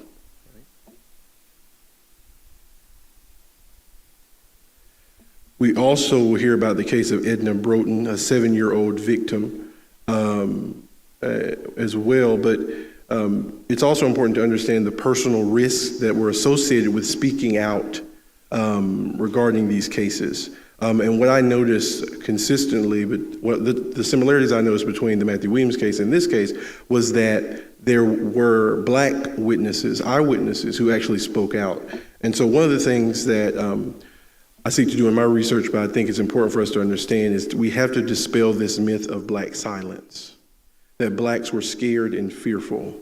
And as we move into this phase where we see assaults on truth-telling within this country, if we are to erase history and these stories, then the stories of the heroes, right, those who stood on the right side of history, both black and white, are also erased, right? And with that, it's important for us to recognize and honor the black witnesses who named names and dispel this myth, of black silence, right? So following the lynching of George Armwood, a grand jury hearing heard testimony from dozens of witnesses. Among them were as many as 12 black men who were incarcerated alongside George Armwood. Despite threats of further violence from the lynchers and their allies, Mullen Jones, and others recounted their experiences with immense resolve.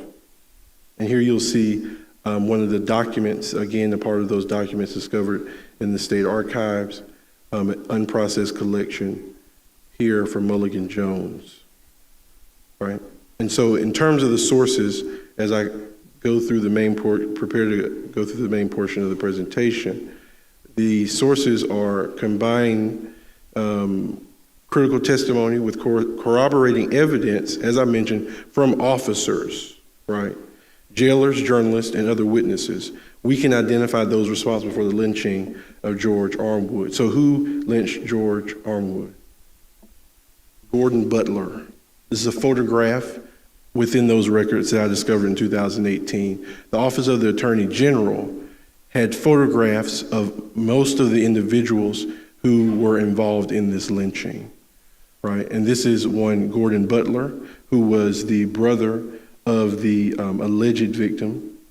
And here we have individuals who place him at the scene, right at the jail. When Dr. Hall and others are in the film discussing how they were all there and Judge Drewer knew them by name, this individual is one of those individuals. And so the mask of the mobs is being removed, right? And so one of the things as well it's important for us to understand is that we have to dispel this lie that lynchings took place at the hands of persons unknown. That lie has to die, and we have to begin to recognize and grapple with the truth of what black people have always known in communities such as this, that there were no faceless ghosts who came in to lynch our loved ones. They were real people who we worked with every single day, who we worked for every single day.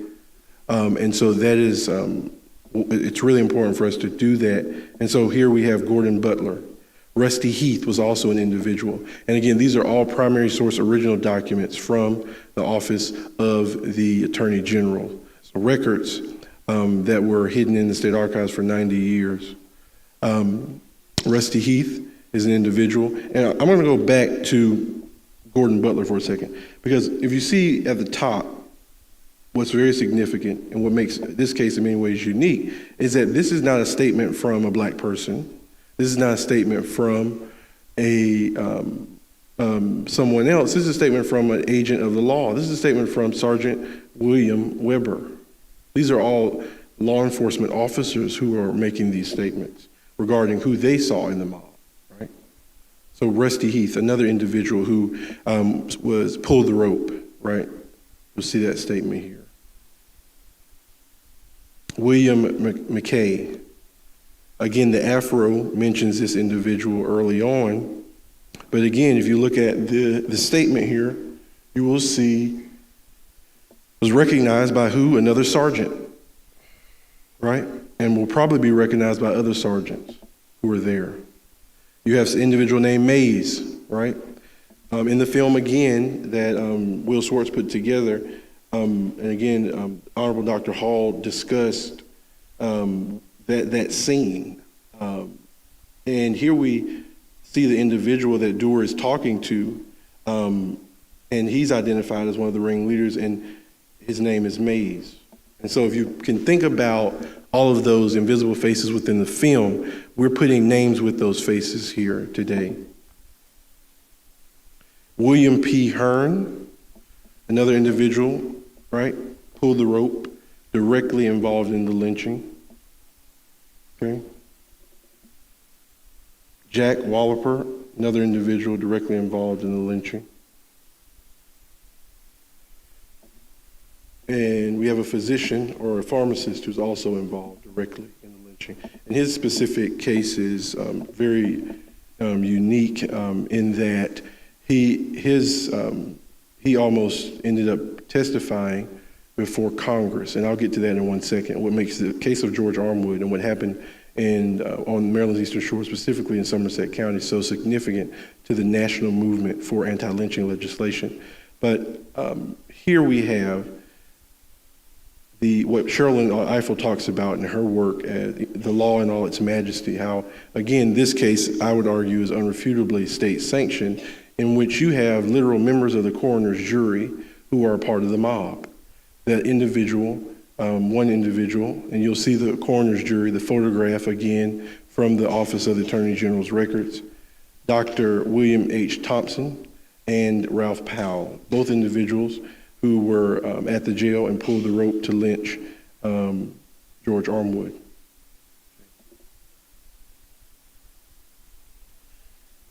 Big Boy Smith, another parallel that I saw, that I saw in between the cases of Matthew Williams and George Armwood, is that you had local prize fighters that were involved, and Big Boy Smith was one of those individuals who actually assaulted officers and was directly there participating in the lynching, and he was amongst the crowd. And we have a photograph from the Maryland Athletic Association Commission that was pulled by the governor, the Office of the Attorney General at the time. Irvin Atkins was also an individual.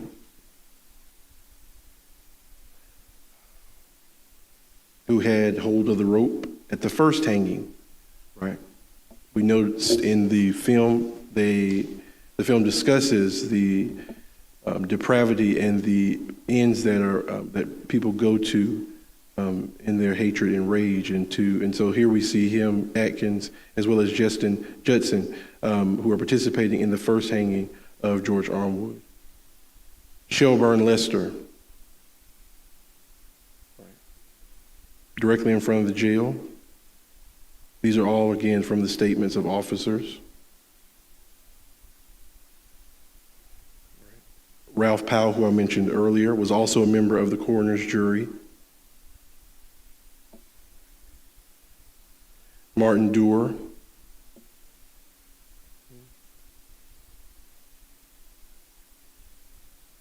He was at the hanging holding the rope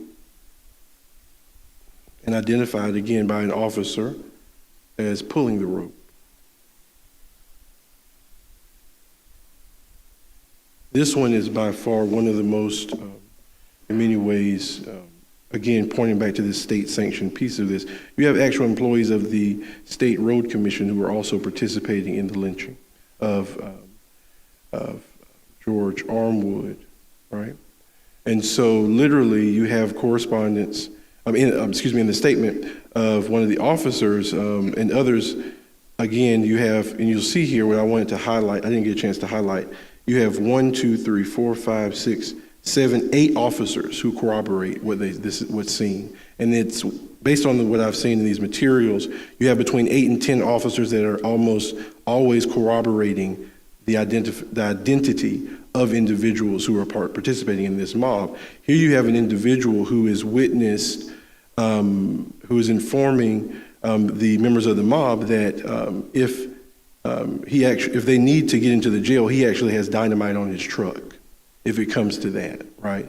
And then you see here from the Office of the Attorney General, because the individual was unknown, they actually pulled all of the trucks and names of individuals that were stationed to the specific region for the Road State Commission. And those individuals are, as you'll see on the screen, I cannot see, I don't got my glasses, but you'll see their names on the screen there for the record. Right? Again, the judiciary as well, the Somerset judiciary. Right? So as we know from the film, as well as from what's published in the Afro and other sources, Judge Robert Doar of Somerset County was present when the lynching mob was formed, and his family members directly participated in the lynching. Judge Doar guaranteed to the lynchers that no black men would be appointed to the grand jury tasked with investigating the lynching of Armwood. He also allowed at least 2 perpetrators to be appointed to the coroner's jury. The law in all its majesty.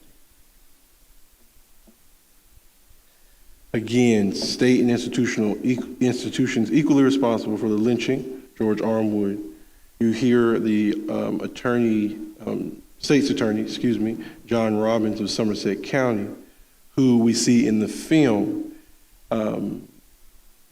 is rebelling against the orders of the governor when it comes to arresting these individuals. And here you see his writings in response, his appeal to the Attorney General Preston Lane. Despite pressure from Maryland's Attorney General Preston Lane and Governor Albert Ritchie, John B. Robbins, State's Attorney for Somerset County, refused to arrest the perpetrators of the Armwood lynching. Instead, he regurgitated lyncher logic, warning that arresting the lynchers might incite another mob.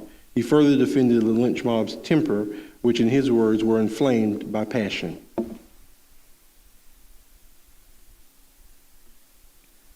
Systems and institutions, again, equally responsible. Somerset County Police and Maryland State Police. These are all the names of the law enforcement officers that were on the scene at the time of the lynching of George Armwood, right? And these, again, are from the original documents. I also want to make sure to be clear as well that in spite of the inability of these law enforcement officers to stop this lynching, they did enter into hand-to-hand combat with individuals and tried to defend the mob. But they also, which is really unique, as I mentioned earlier, decided to name the names of individuals on this mob. And most of these officers, I want to be clear as well, were state officers, corporals, as well as other officers from local, other regions in the state who came to support, to make sure and to protect the prisoner, which the governor ordered. Lastly, as I mentioned before, we have to also make sure to reckon with and deal with the role that white-run newspapers and local newspapers such as the Baltimore Sun and unfortunately Chesterfield Times in regurgitating anti-black racism. Instead, the black people were inherently criminal, hypersexual, and implicitly and explicitly encouraged lynchings and attempted to silence black perspectives. And this is the conclusion of my presentation, but I do want to transition at this time to Stephanie. How am I on time? Could you go back? Perfect. 2 minutes, I got you.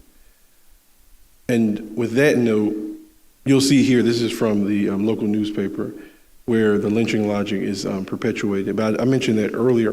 But as we transition, I want to conclude by discussing the national significance of this case. which I think those in the community and also nationally, historians fail to recognize how significant what was happening on Maryland's Eastern Shore was to the national conversation around anti-lynching legislation, but also around anti-Black systemic racism and addressing the needs of Black people nationally from a political level, specifically during the Great Depression. President at the time, Roosevelt was deeply aware of what was going on Maryland's Eastern Shore, having recently, prior to the lynching, following the lynching of Armwood, he visited Washington College nearby and gave a speech. And all the while, his wife is meeting with Walter White. Eleanor Roosevelt is meeting with Walter White, hearing about these cases. And among those cases is George Armwood and other cases that were taking place in California and throughout the country at the height of the Great Depression.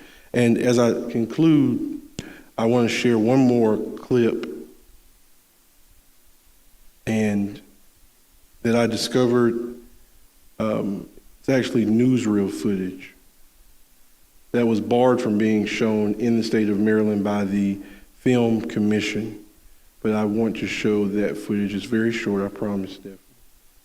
It's 2 minutes, and then I'll transition to Mr. Jasper. There's no sound. Of course, okay, let me make sure. Here we go. Can everybody see that?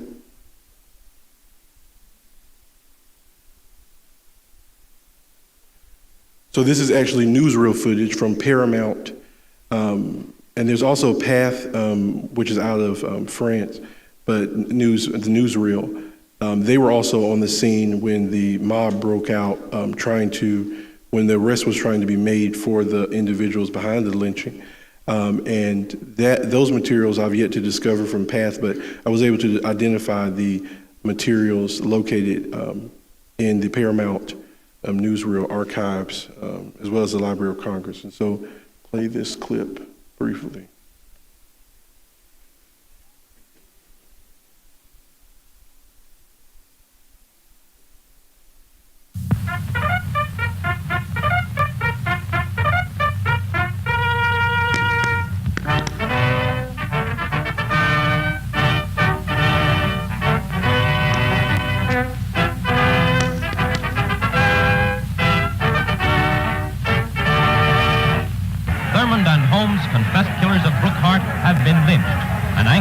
Swept on by the fury of self-appointed leaders, have dragged them screaming from the San Jose jail. In the park, the yelling mob of 10,000 fights toward the improvised gallows for a glimpse of the cut-down bodies, a page from medieval history. Young men leap up to rip branches off for souvenirs. Thousands shout as sheriff's men remove the torn bodies. The cold light of morning reveals the damaged prison where 500 outfought a handful of unarmed jailers. The shattered window of Thurman's cell, target of bricks and stones. From his cramped cell, Thurmond watched his approaching doom. The morning also finds the crowd still around and perfectly willing to show how they got to Thurmond and Holmes using the same gas pipe battering ram.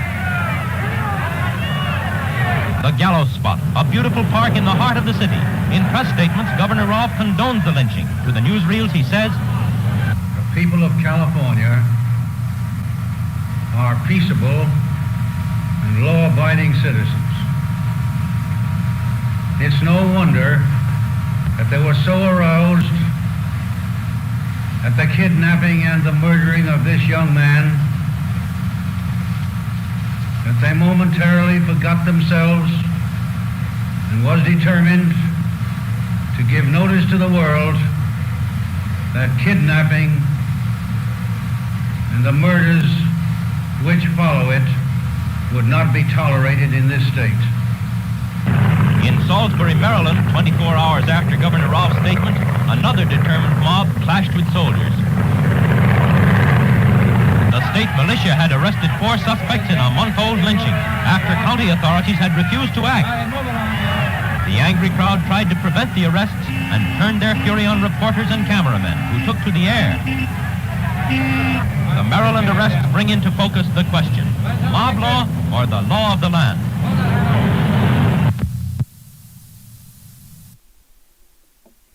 All right, and with that, I'd like to bring forward Mr.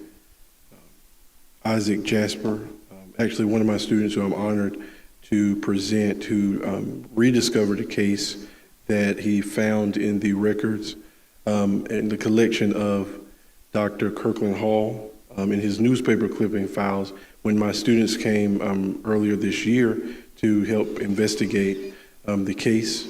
And he'll be sharing the story of, if confirmed by this commission as to be included, will be the youngest victim and also the only female victim of racial terror lynching that we've identified, 7-year-old Edna Broughton.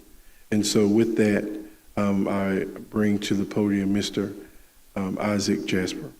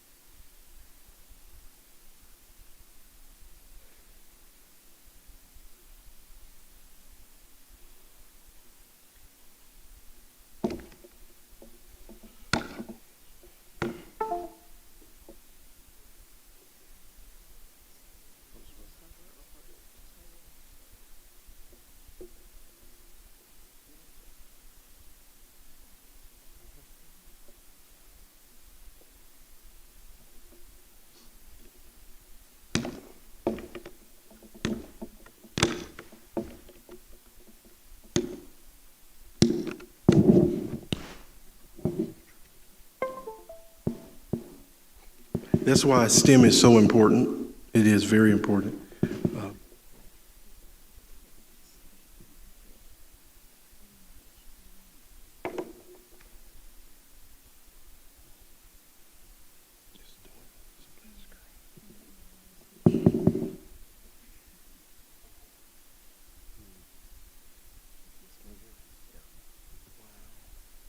Student comes to the rescue again. Okay, not yet.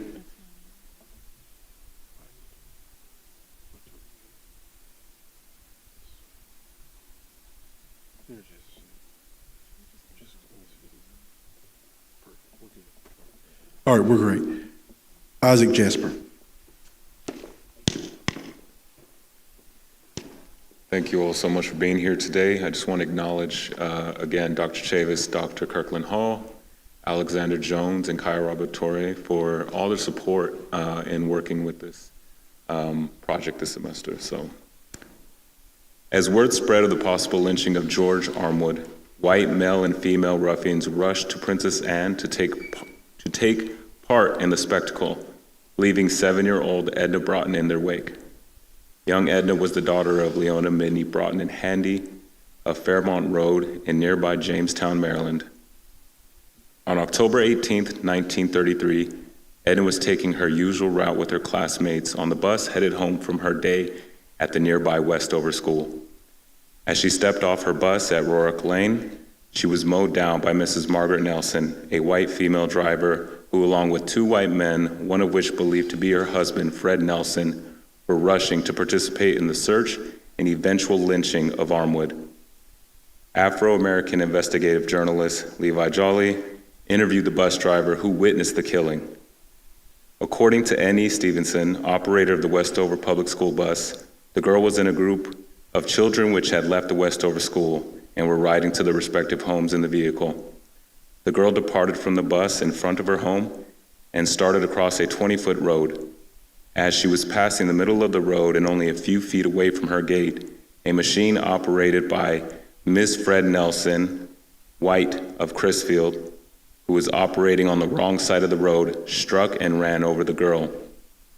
According to Stevenson, Nelson, the driver, after recognizing that Edna was an African-American girl, returned to her vehicle, gave instructions to the nearest hospital, and left her name and address and sped away. Stevenson was one of 2 adult eyewitnesses on the bus with children. In addition, her classmates and friends who watched the terrifying tragedy.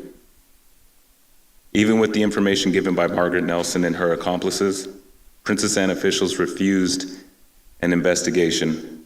Furthermore, the acting medical coroner, Edgar A. Jones, refused to make a public statement.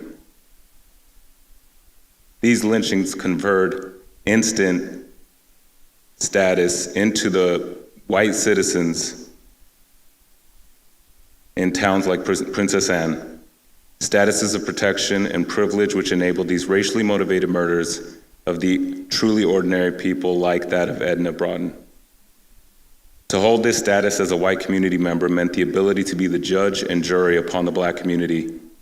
Today we see these effects of those decisions, and they resonate as those historically in this town sit on opposite ends of power, prestige, and capital. Thank you.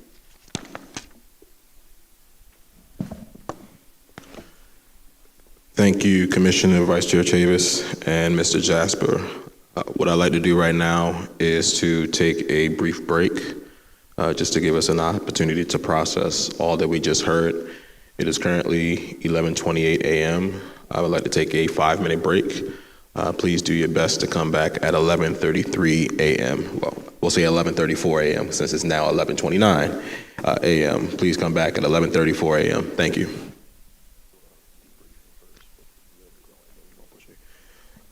Thank you all coming back. Again, being mindful of all that we have heard and will continue to hear. Before we proceed with hearing from the descendants of George Armwood, we'd like to bring back up Living and Growing to give us a brief debriefing exercise. Thank you.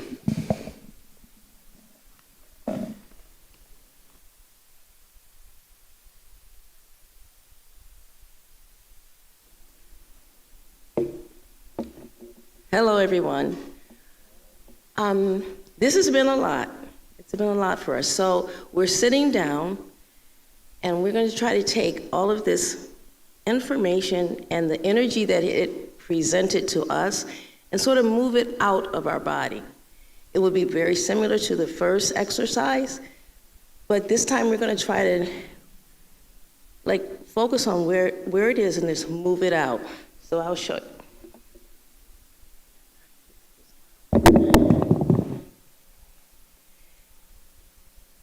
So you can look at the ground, close your eyes, it doesn't matter, and sit up. And then just take one deep breath first. I'm going to explain it first. One deep breath first, and you're going to let it out. And take your hand and literally put it about 6 to 9 inches from your body. And you're sitting, so you're going to take it from your head, and you're going to move it down, out of you. And then that sort of will help to give more room give you more room, because we'll be taking in more. So we want to have space for that too. Okay, so we'll do it like we did. You're going to look down or close your eyes. Take your hands to the top of your head.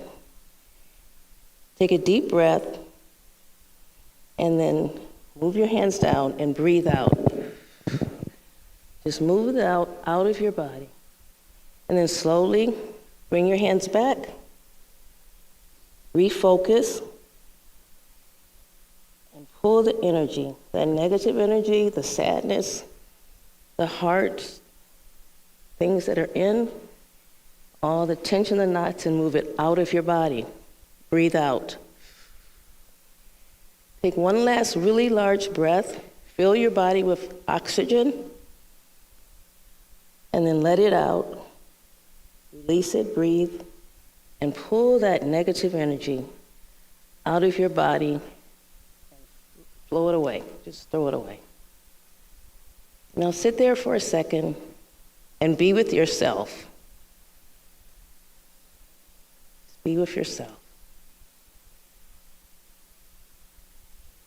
When you're ready, you can open your eyes and we can restart.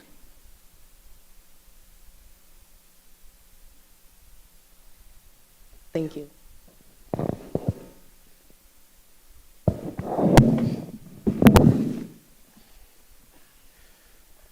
Thank you so much. Our continued gratitude to Living and Growing.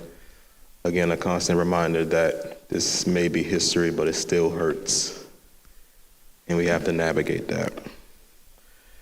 So at this time, we are honored to bring forth descendants of George Armwood who have joined us today. We are sorry that Mr. Cedric Armwood is not here to tell his story, but we are joined by Ms. Marcy Bryan as well as Ms. Tina Johnson, and they will come forth at this time to share their testimony. So thank you.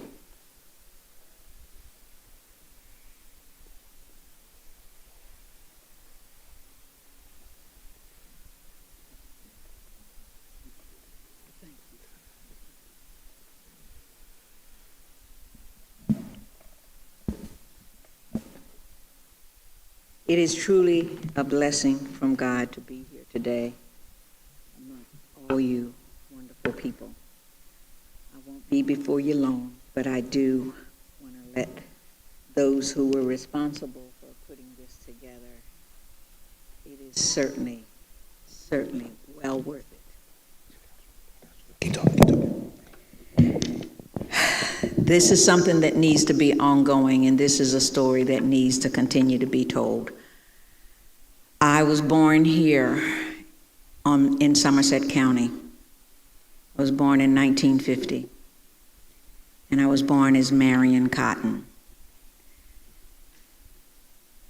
I am a descendant of George Armwood because of my grandmother, Esther Armwood. Mary and Floyd Armwood were his aunt and uncle.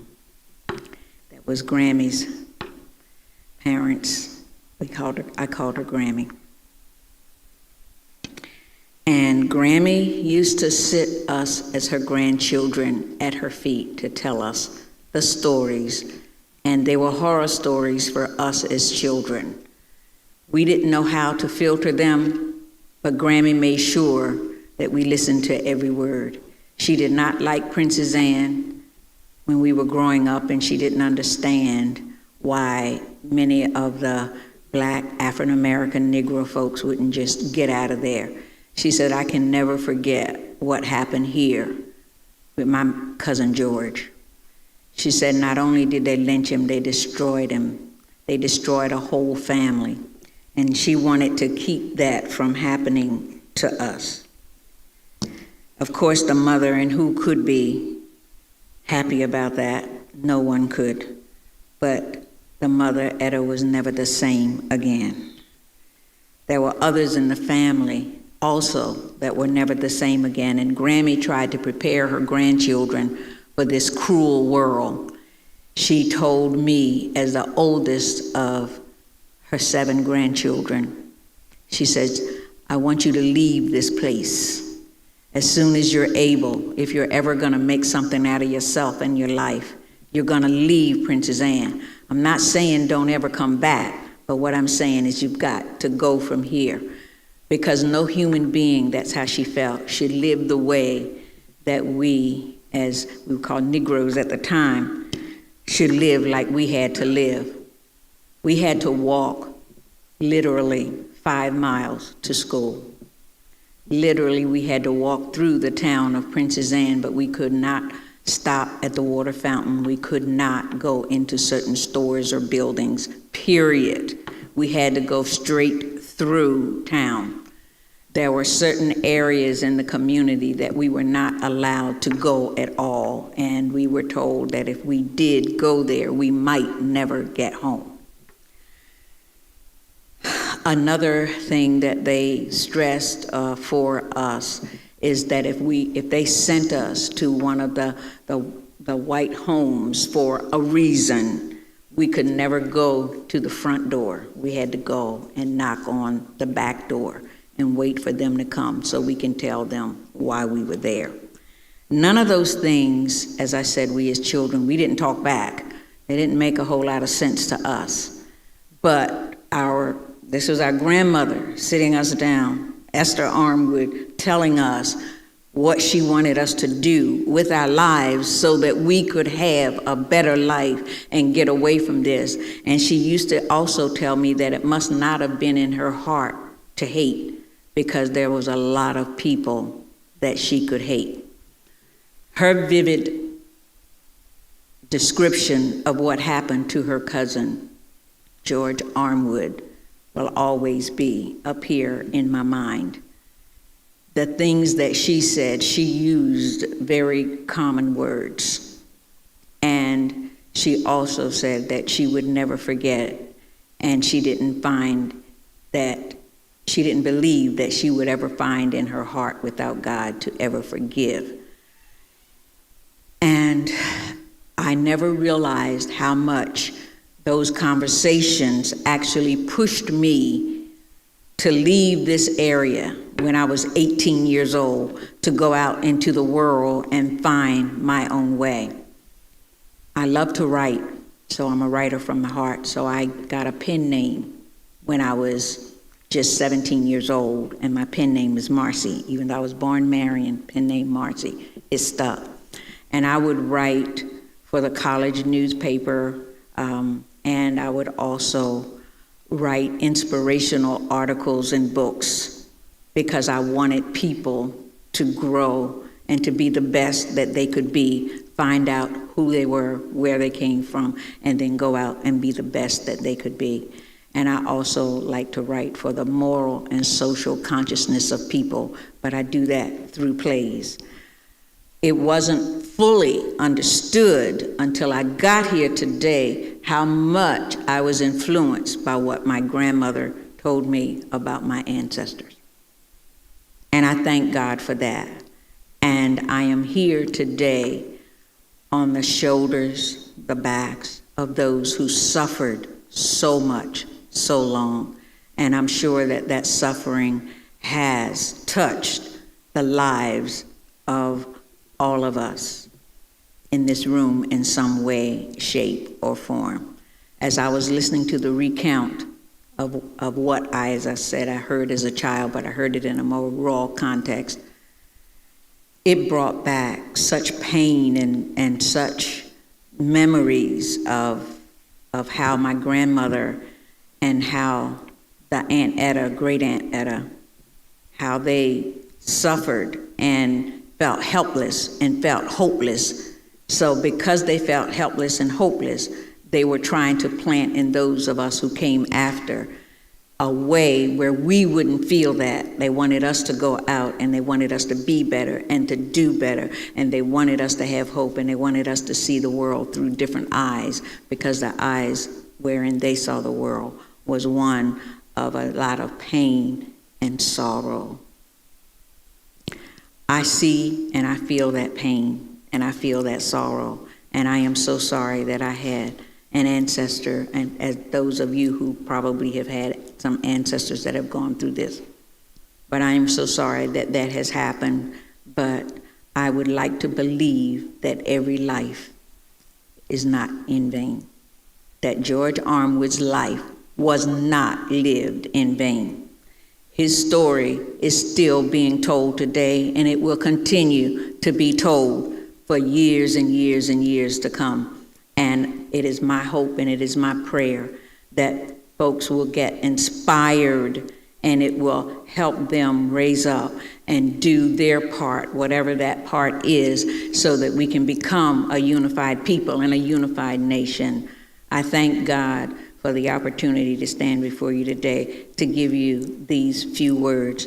I had been inspired even before I came here to write a play called Black History on Parade. It's been viewed several times, college and school campuses, but I won the Martin Luther King Jr. Award for that play, and that play is going to come back to Princess Anne, and George Armwood is going to be added among the list of the people that will be presented when it comes back to the Eastern Shore. Thank you for your time.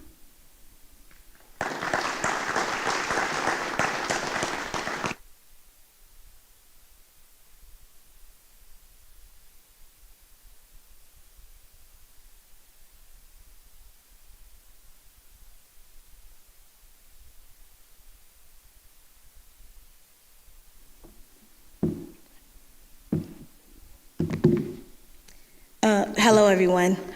My name is Tina Johnson Harris, and I am the granddaughter of Mary Armwood Braxton, who was one of George Armwood's first cousins, who was actually there when they dragged him out the woods.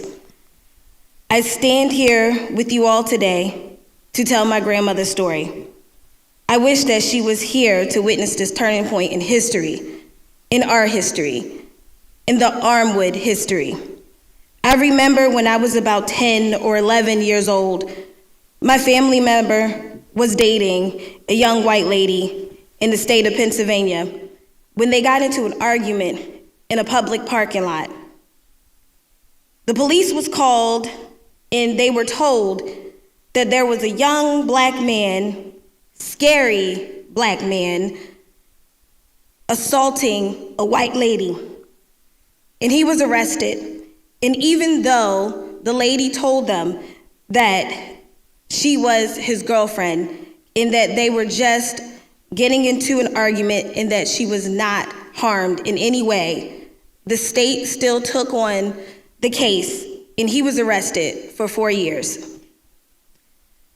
I remember that right after my cousin called and he told my other cousin and I that story and that he was going to be locked up for 4 years and he didn't know what he was going to do with his life. My grandmother, my Nana, or should I say Nenen, because that's what we called her, she sat down on the living room sofa and looked at me and started telling me the story of her cousin, who was killed because they say he tried to have sex with the old white woman. Then she just started going into her story. In her words, because they play on repeat over and over again, as if she told me this story yesterday. I remember he came home in the old house in Westover. I was about your age then. He started screaming, "Mama, Mama, I didn't do it, Mama. Mama, I didn't touch that woman." And she stopped him and she looked at him and she said, "You didn't do what?" "Ma, they said I tried to have sex with that old white woman." His mom told him to go over there and tell his white people. He didn't live too far away. They could actually see where he stayed right across the fields. Later that night, she said they were sitting outside by the fire and cars came up. A group of white people, police officers, and a small mob, telling them that if they didn't give him up, that they would all die. So his mother told them that he's with his white people and pointed to the house across the field. She said only about 30 minutes or so after, they saw him and they were pulling him out of the woods. They were dragging him out by rope, tying him to the back of a car, where they then made him walk all the way to Princess Anne from Westover. And she goes, and we lived pretty deep in Westover. It wasn't like it was right there. We were close to Pocomoke. She said that at that moment, she said that that later on they were told. She said she had no idea, or at least not to her knowledge, what was going on with George. She said later on they came to the house and then they knocked on the door. She said a black man knocked on the door and told them that he was dead. They had no idea that all of this was going on. It was later on that they had found that they had beat him, stabbed him, hung him on the old tree in town. Then they pulled his body around town for everyone to see his burnt flesh. And then they just threw him in front of the lumber yard. They just threw him there like he meant nothing, as if he was nobody. At that point, one single lonely tear dropped and fell from my grandmother's left eye.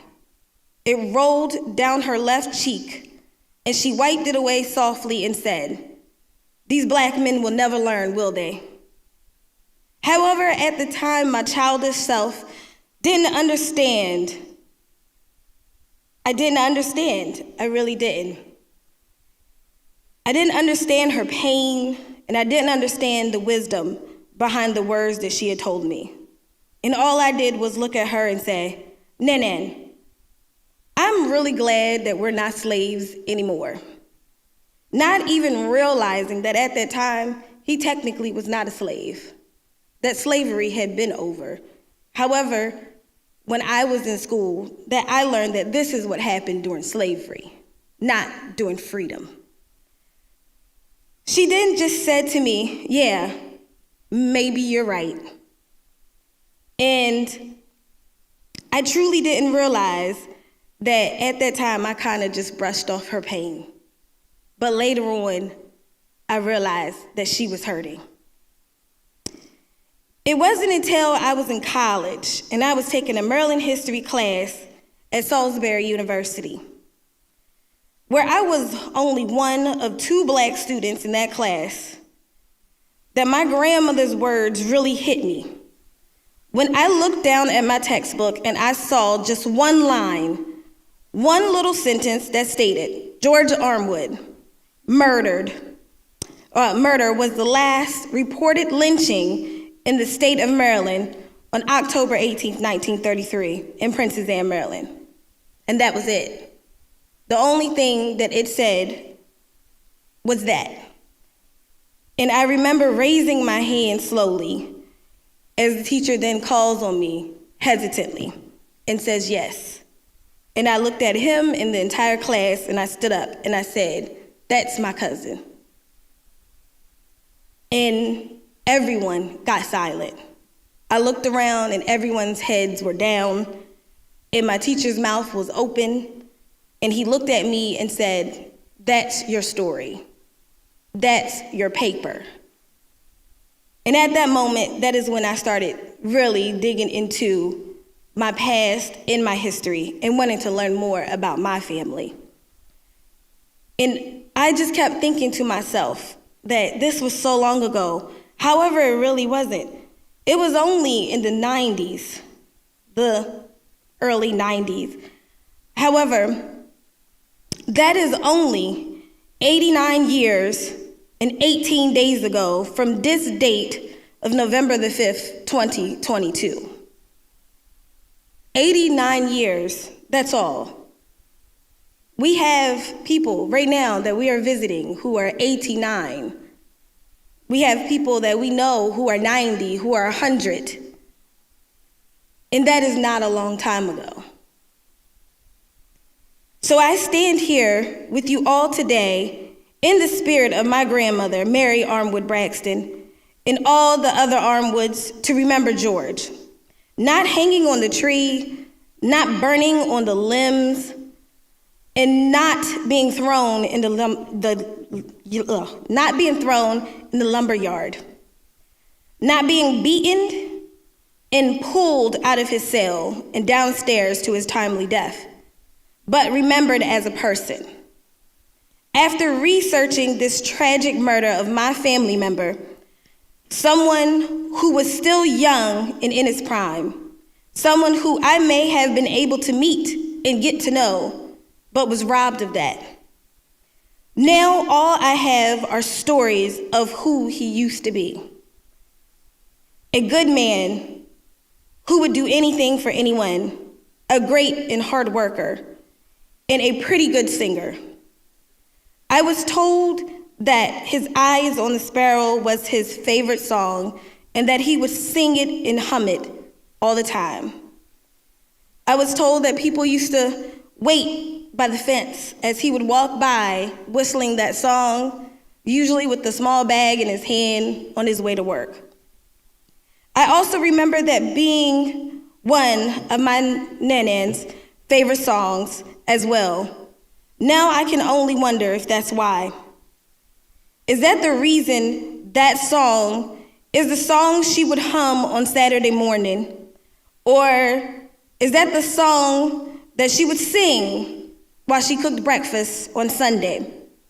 Is that why every now and then I would catch her in her feelings, in the spirit, in that song playing in the background, and that one lonely tear dropping from her left eye? I remember when she herself was in the nursing home, ready to cross over to the other side, that we all stood around her bed, holding her hand, and we kissed her on her cheek. That we watched her single lonely tear fall from her left eye, rolling down her left cheek. Was that George? Was that George bringing her home and taking her to her final resting place? Thank you.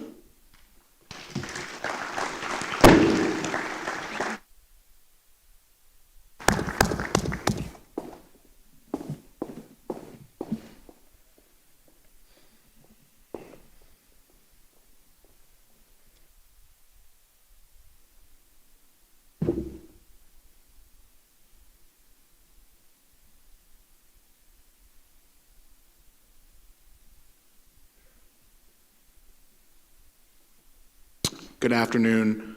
I'm Commissioner David Armenti. One of the additional pieces of evidence that was brought to our attention as a commission and further supporting our documentation is a portion of a documentary film that I'm going to play here, about a three or so minute clip from a public television production that includes oral history and additional first-person accounts of the event. So if you'll bear with me here, we're going to show this brief clip as that additional context to this.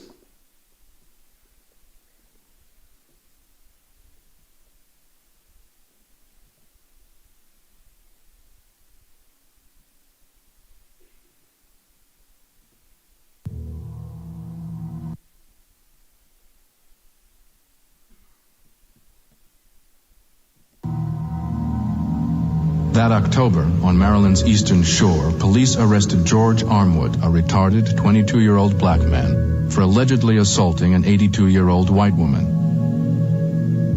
The townspeople had broadcast they were going to lynch George Armwood prior to his even being charged with an offense. He had simply been arrested at that point. Sensing trouble, the Baltimore Afro-American sent cub reporter Clarence Mitchell to Princess Anne on his first out-of-town assignment. That drive to Princess Anne by my father, he said, was with a lot of mixed emotions because there had been threats made against any Afro reporters coming in to record this, and generally all reporters. When I went out on the porch, I saw these 5 big men around a telephone pole, and they were trying to pull it up. And what they were trying to do was to get the telephone pole used as a battering ram to break the jail door in. They broke into jail. I think, from what I've heard, that when they threw him down those steps, which was about 20 steps, and they're steel steps, that he had died before they ever took him out of the jail. I could see this mob coming towards us. And perhaps there were about 300 or 400 people in the mob.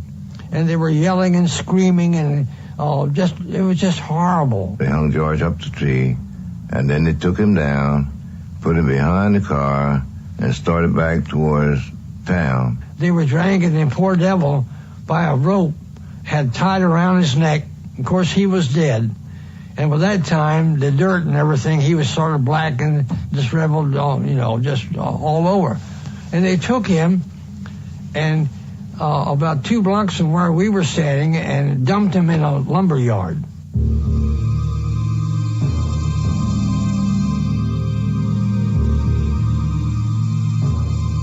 It was a terrible sight to see, badly burnt body.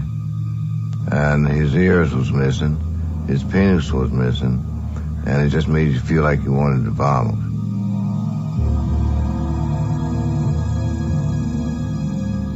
My father said that they allowed him to interview people because they wanted blacks. They figured an Afro reporter would really let blacks know what would happen to blacks if they got out of line.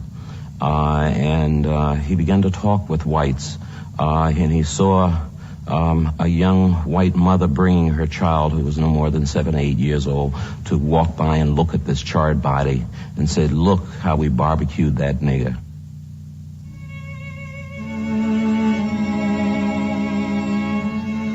No one ever stood trial for the murder of George Armwood.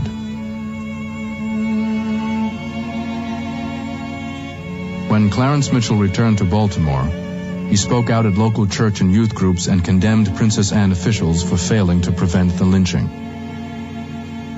Clarence told us in detail exactly what happened. It was horrible. You felt a deep anger. It was a frustrating anger.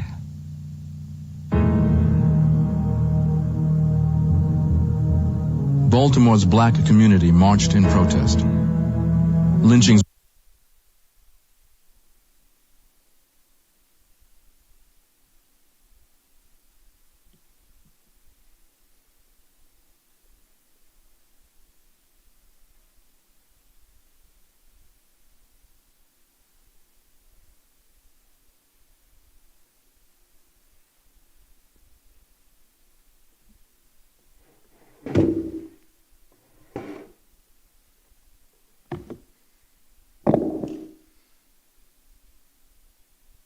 Good afternoon again. I'm going to try to keep my comments brief. I appreciate the time that all of you have dedicated to sharing this unique experience with us. As the chair of the research committee and in my professional position as the vice president of education and engagement at the Maryland Center for History and Culture, formerly the Maryland Historical Society in Baltimore, and it's an honor to be here. As a commission and community, we're commemorating those lives we've heard so much about today and supporting efforts, continued efforts, I should say, to document those crimes against them. I want to thank the many researchers who have laid that essential groundwork and allowed for this visibility and continued documentation to exist. So since the establishment of the State Commission in 2019, we've been working with an array of partners, and I really must stress the necessary collaborative nature of this work and the many folks that have made it possible. So forgive me if everybody is not mentioned, but the Maryland Lynching Memorial Project, its local affiliates, George Mason University and its students, Heritage Associates as well as a local historical research and genealogy firm who has been supporting our efforts since late 2021. I also want to acknowledge those researchers and credit those who've been doing the work for years ahead of us, including Cheryl Lynn Eiffel, Linda Dyer, Dr. Charles Chavis, Will Schwartz, Dr. Nicholas Creary, C. Christopher Brown, and many others. We as a commission are attempting to build on that earlier work of the Maryland State Archives, the Edward H. Knabb Center at Salisbury University, in building our repository and collection of primary source evidence that will allow for these more fuller narratives to see the light of day and really have a continued impact on the communities where these crimes existed and beyond. We seek to continued corroboration of those existing and future cases, not just on the newspaper accounts, which we've heard so much about, but also on those government records, family papers, oral history interviews, and personal accounts that really shed incredible light on the events and their continued impact. Online genealogical collections and platforms have also been invaluable in this work, providing leads about possible living descendants. Some of those individuals I really want to thank again for being here and sharing their story. Some knew about the story, some did not know about their personal connections, and it's our work as a commission as well to continue to contact and reach both direct and collateral descendants of the victims and their families to let them know and hopefully get further insight and branch out in terms of that story. We'll continue to review accounts from the black press.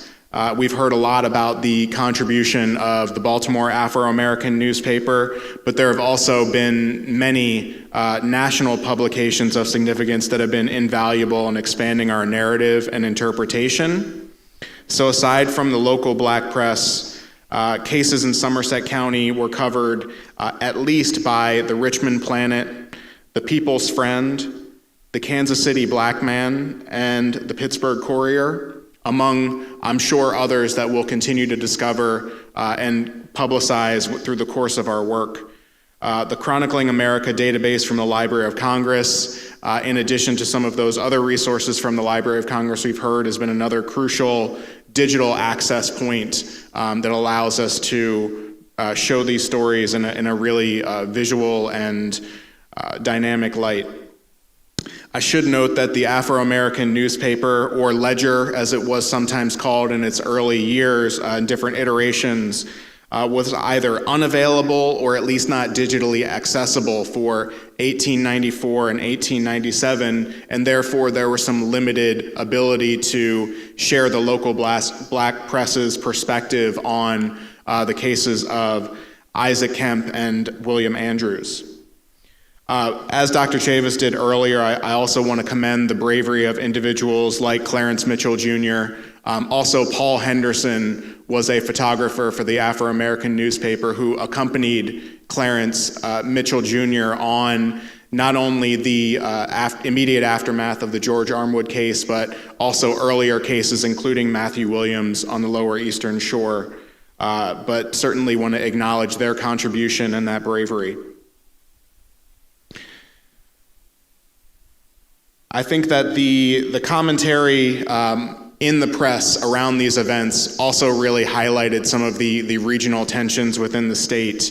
In addition to some of the accounts that were uncovered and shared here, national publications as well as local, including the Communist Party's Daily Worker, addressed the events of George Armwood. Also, at least some of the individual commentators associated with the white press, including nationally known commentator H.L. Mencken, really went into the fray in these conversations. So we note and honor the contribution of the black press, as well as what we can learn and discern from the predominantly white press and how they interacted with and commentated on these events.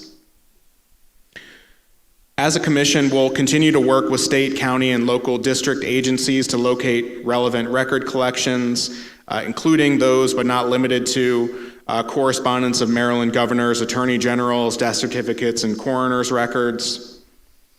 I also wanted to note that the research has very recently, in fact, expanded beyond our local repositories due to the victims' origins in other states and potentially other countries that you heard about earlier. As several victims were apparently migrant workers without significant ancestry or family connections in this region, it became necessary to do so, and we'll continue to follow those threads, whether into Indian country and territory in Oklahoma or as far as the Bahamas, as we heard about earlier. Further corroboration of those unique ancestries will continue to be explored and added to the historical record. So as we move forward with our work, again, as I emphasize the collaborative nature, I want to emphasize that we need your support. We want to continue to work with local activists, local scholars, as well as the students. You know, we've heard from Dr. Chavis' students, as well as the behind the scenes work that they've done in terms of supporting our research, putting together narratives. I want to definitely tip my hat to them and have that as an example of a way that continued engagement of young people, as well as others in the community, can help us move forward and do the best job that we can do as a commission. We can't do this without you all. So with that said, we can be contacted at mltrc@maryland.gov for those that want to continue supporting research efforts and allowing us to do the work that we do until our sunset date in 2024. But With that, I want to thank you all again, and we hope to see you again at future hearings and to support this work. Thank you.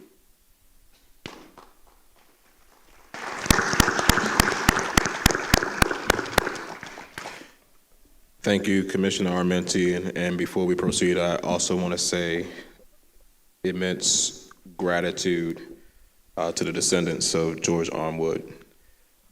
I don't want to take lightly the fact that we have to talk about your ancestor in this light. I'm glad that we can do the best we can to elevate his life and not just focus on his death. I appreciate the fact that you have shared with us again, just how much this continues to hurt. And we felt that. There's a reason my head was down. This hurts us too. So we thank you for your bravery. We thank you for your courage that helps us to get to peace and healing. Above all else, for you both, for your families. So thank you for taking this step with us. At this time, we would like to bring forth some of our expert witnesses. We will start with Ms. Carrie Samus of Main Street, Princess Anne, to present testimony. I will say to my fellow commissioners, just being mindful of time, please limit your questions. We'd like to get as much in as possible, but please be mindful of our time. Thank you, Ms. Samus. I think I might need.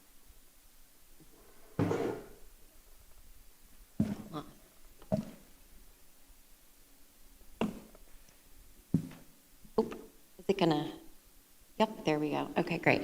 Thank you for having us here today, and thank you all for being here today, and to our audience members as well. I'd like to make a few remarks about kind of the legacy of our past and how we are moving forward into the future. So I have some images here depicting some of which you've seen earlier today, but our history here is complicated. These stories are part of the fabric of our community. They are literally in the soil of our community. You see on the front of the stage there some soil samples that have been collected from some of the sites where the lynchings occurred in Somerset County. These stories are in the collective memory of our family and friends. They're stories in our minds and in our hearts. When I moved here 5 years ago, I was told by many white leaders in the community, just don't talk about the lynchings. That was the instruction that I received. They said it's in the past. We don't need to talk about that anymore. But my Black colleagues and friends thought differently. I live here. I work in this community. I work with many different kinds of people here. And I strongly believe that we do need to acknowledge our complicated past and work intentionally to move forward as a community for the benefit of the whole community. We live in a community with such beautiful historical buildings, and those are an asset to this place. But those places and structures also serve as tangible reminders of this complicated past, good and bad. I walk past these places every day. I walk down the streets where the bodies of the victims were dragged by white mobs. I walk past the jail and the police department where people who were there to protect us were overpowered and the door was breached by a battering ram. I walk past the lumber yard where George Armwood's body was dumped, and it still looks exactly the same. We're a community of approximately 70% African Americans, but until recently, very recently, the majority of our community leaders, elected officials, organizations, heads of different nonprofits and businesses were majority white men. The old boy network is still a thing here. We still suffer from deeply embedded stereotypes, prejudices, and biases, and institutional racism. We are one of the most under-resourced, economically stressed communities in the state. But Princess Anne is our economic center. It is our county seat. It is the heart of our community. But this complicated past absolutely impacts economic development, and the overall health of our community. Just to quickly refer to a couple of the photos up there, the two top right photos are pictures of not the mob at the lynching of George Armwood, but the mob that assembled outside of the courthouse when all of those who had been accused were quickly acquitted. They were celebrating in the streets, just outside of the Washington Inn, outside of the courthouse, and disassembling pieces of the courtroom as souvenirs. On the bottom right, you see a page from one of our local newspapers where Klan activities were regularly promoted. One of the most disturbing ones, my editor friend Richard Crumbacher provided to me. You can see on the right, you could order a blow-up toy of a Klansman. What the hell? Like, this is crazy. And the bottom left is a postcard from our town, a postcard that reads, "Searching for the Negro, Princess Anne." So this is the legacy of our community. Do I do that? Oh, thank you. Thank you so much. Historically, our Main Street district was very segregated. Most of the buildings downtown, as you've heard before, had prohibited entry for Black people. African Americans had to be served separately, couldn't come in. There were some of the stores and restaurants downtown where African Americans could order food, but they were not allowed to eat. And those places still exist today. Dr. Heitch from the University of Maryland Eastern Shore actually opened his own restaurant on what is now called Heitch Boulevard to ensure that staff and students from UMES had a restaurant in town where they could eat.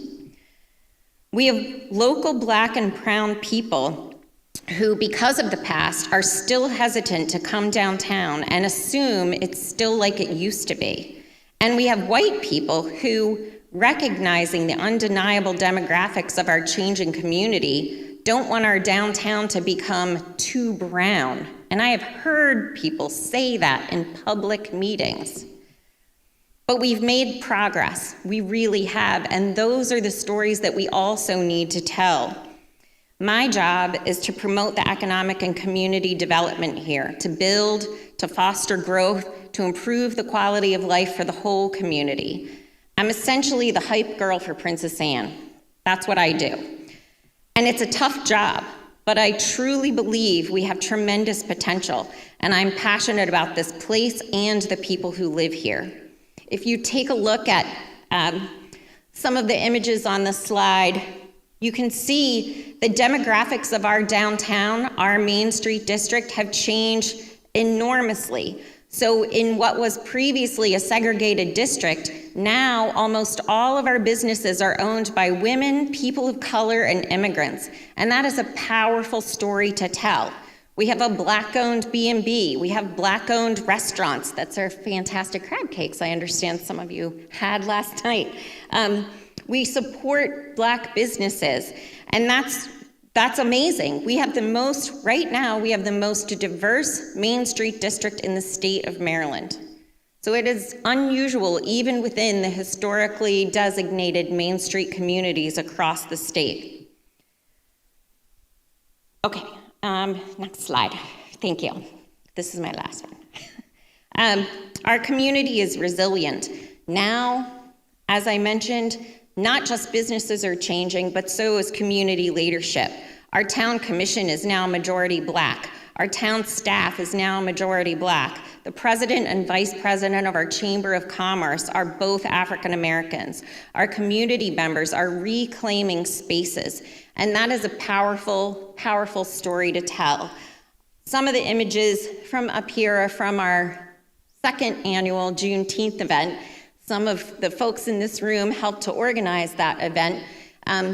But a couple of things that I just wanted to point out in the center, Dr. Lane, who was unable to be with us today, Dr. Lane has led for a number of years now UMES students downtown to learn about the lynchings in the community. And each year there's a walk of remembrance honoring George Armwood. The girls on the left at the bottom, that's from our Juneteenth celebration. And this, I think, is an amazing image because those girls are dancing with their Black Girl Magic t-shirts on right in front of the Princess Anne Fire Department, where only a generation ago, their grandparents were hosed down by the local fire department during civil rights protests. And there are people still in our community who brag about the fact that they were the ones who held the hoses. But now we literally have people, like I said, reclaiming those spaces. We have an excellent HBCU under strong leadership, thanks to Dr. Heidi Anderson. We have Hawks Corner downtown and Walter Woods, an individual who is helping to bridge the connection between the university and the town. We have an MOU between the town, Main Street, and UMES to foster entrepreneurship. So what else do we need? We need more people working together. We need reconciliation and, yes, some form of reparation, and we need to figure out what that looks like for our community. We need funding and capacity building to support entrepreneurship and business development. We need to continue to strengthen our relations with UMES and with everyone who lives in our town. We need funding to support marketing and promotions to celebrate the diversity of our town, which is our strength. It is absolutely our strength. We need to support these locally owned businesses that are owned by women and people of color. We need to share these stories with inclusive historical storytelling that, yes, acknowledges the past and celebrates those stories of resilience in our community. And we need to increase our capacity to tell those stories with compassion. I am encouraged to see leaders from 3 downtown churches in the audience, and the president of our historical society, and the real estate agent who has the challenge of selling the Washington Inn right now, which also has a very troubled past. As a community, we have the chance to flip the script on some of these properties, some of these places, some of these communities, and be truly, intentionally, respectfully moving forward together with open minds and hearts and love. That's it. Thank you.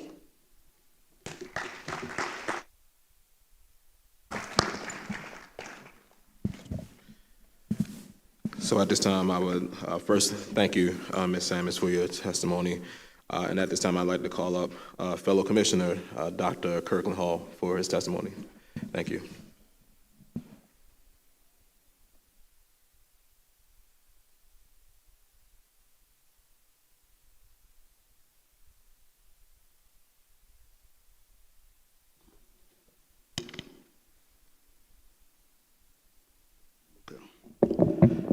Good afternoon. And for the sake of time, and as we mentioned before, I will keep my remarks very, very brief.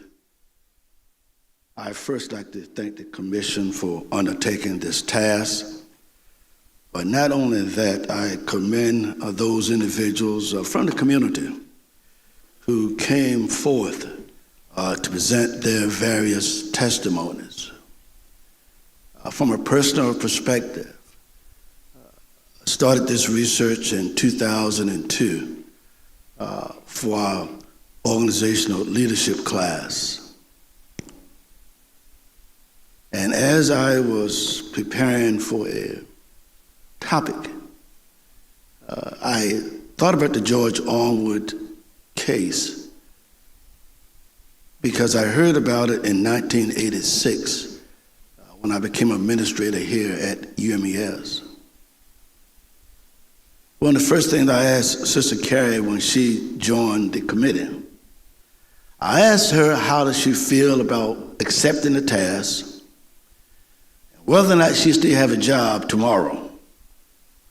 But she courageously accepted the task of working with our committee, and of course you can see has done a tremendous job.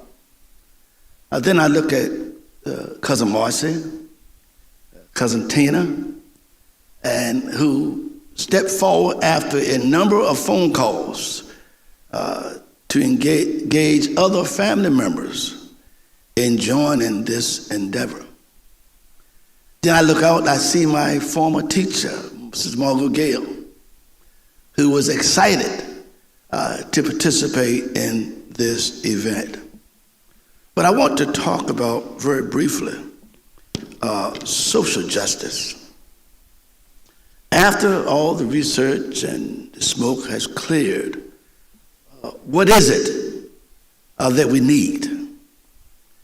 As president of the Somerset County branch NAACP, my third time around, we looked at social justice. What does it mean? And what is it? And what have we gleaned from this experience that we've heard today? And some of you may not know, but most history books label the county in which I was born, and the county in which I now live, the county in which I was educated. They label it as a town or county in which time has forgotten. I repeat, in which time has forgotten. And through this experience, this exercise, we're getting firsthand knowledge of what happened and why we are still striving. Yes, we've made some progress, but there's a lot of work to do. As I ventured around the county, talking to individuals in what do we need for this community, and 90% of the respondents mentioned additional funding for our Board of Education, and especially for our young people who live in the community, because they have been forgotten. In my youth, Maryland State College at that time was a place for us to come in bunches, because the facilities were open to us. We didn't have a Boys and Girls Club like every other community in our county. We didn't have a swimming pool, which so many other communities have. So as young people, we were left out. And as Sister Marcy Bryant expressed so eloquently, all young people were encouraged to leave once they got into high school. I graduated in 1969, the year prior to integration, and we were one of the last counties to integrate our schools in these United States of America. But I said I'd take a different route. I stayed and went to school and taught in the county and at university. At this point in time, the poverty rate of the citizens of Somerset County is the highest in the state. Our young children all eat free lunch at school. And I say all the time, yes, I want them to eat because I raised 14 children. But it bothers me that we are still the poorest county, and our children have to go to school looking for a free lunch. And the question I ask, when are things going to change? When are we as a people going to change? I'm thankful. It met before Mr. Crumbacker. I'm trying to get in work in President. But if you want news about what's going on in our county, we have to go to him. We don't have a radio station. We don't have a newspaper. We don't have television. So we have no idea what our youth and the people in the community are doing. Then put in a commercial, if you don't mind, Chief, I'll put in a commercial.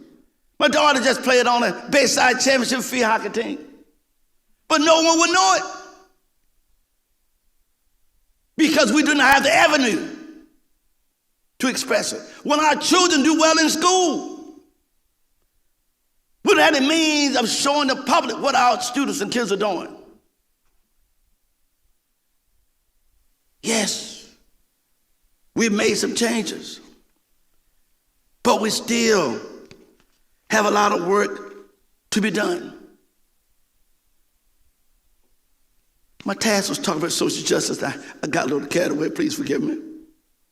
But if we look at social justice, and Wikipedia describes it as everyone deserves equal economic, political, and social rights and opportunities.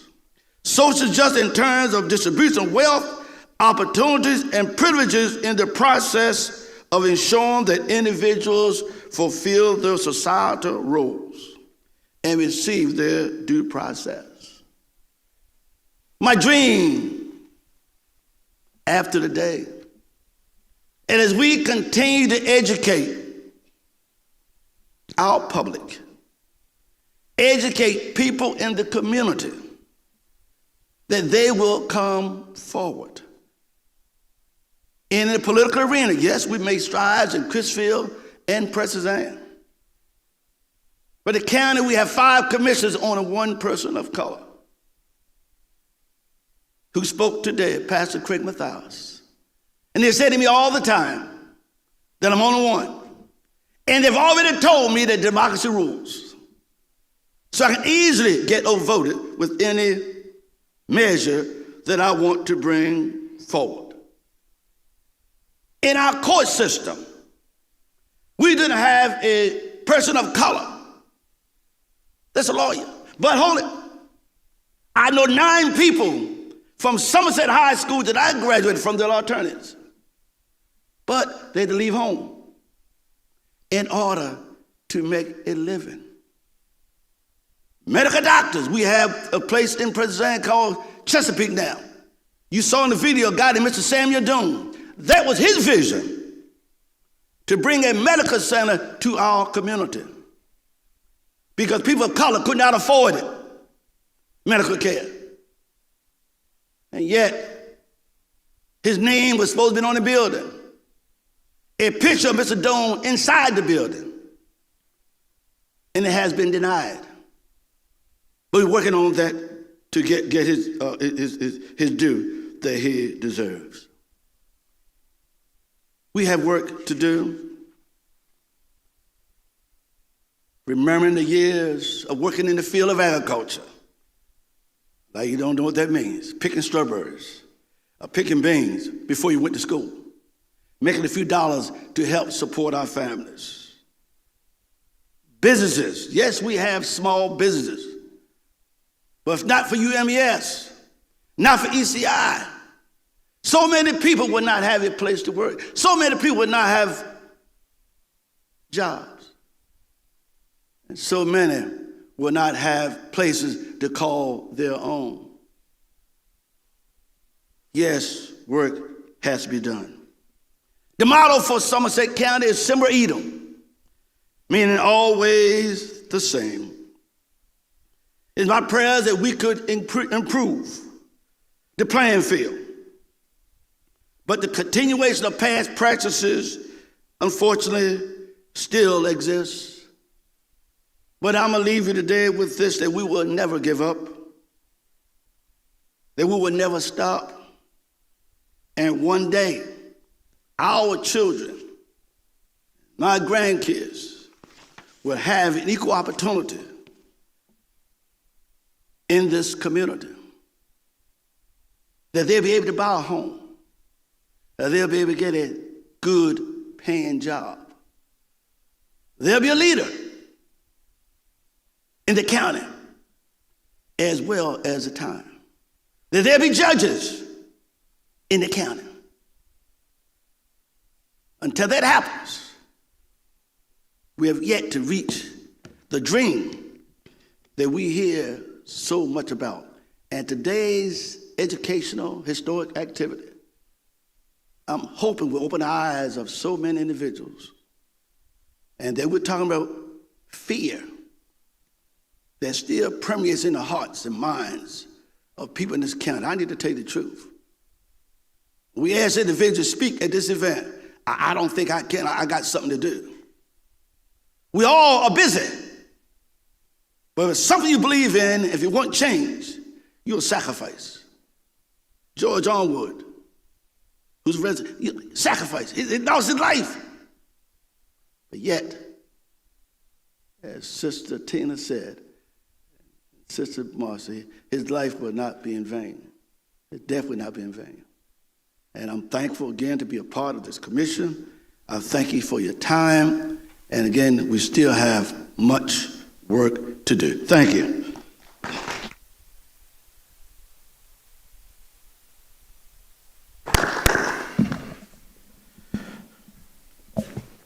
Our gratitude to Commissioner Hall for the sermon. But I get it. A necessary one.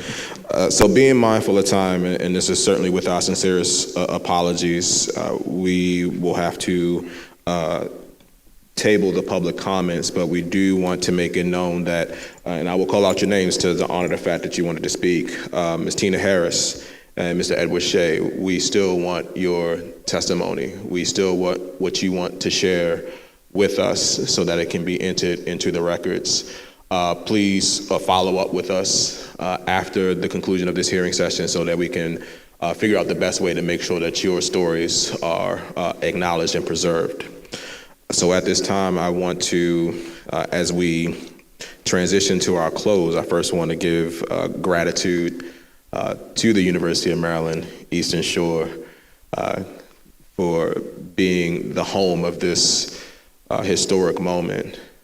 Our fellow Commissioner Marshall Stevenson, as well as the esteemed president of this fine institution, for giving us a space to share this truth. To our expert witnesses, those that were able to join us, even those that were not. And we also want their testimony as well to be entered into the record.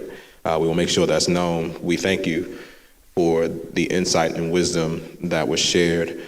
To our researchers, my brother here, Charles Chavis, et al., for diving deep into all that goes into these atrocities against humanity. And we have to call it as such, atrocities against humanity. And most importantly, and with all due respect to everyone, to the descendants, what else is there to say? Thank you for allowing us to elevate these stories. It's not easy for us, and I will not insult you and even imagine how hard it is for you all. As I mentioned, this is healing for all of us, and we want to keep you centered in this healing process. We want to keep what will be best to honor the legacies of the young men and child. I'll say that again, and child, whose lives were taken simply because of their existence. So I'm glad that Ms. Samus referenced the jars here. This is our tangible way, one of many, of remembering the lives that were taken simply because of their existence. We will continue to honor those stories. We will continue to honor those lives. We will continue to connect the dots.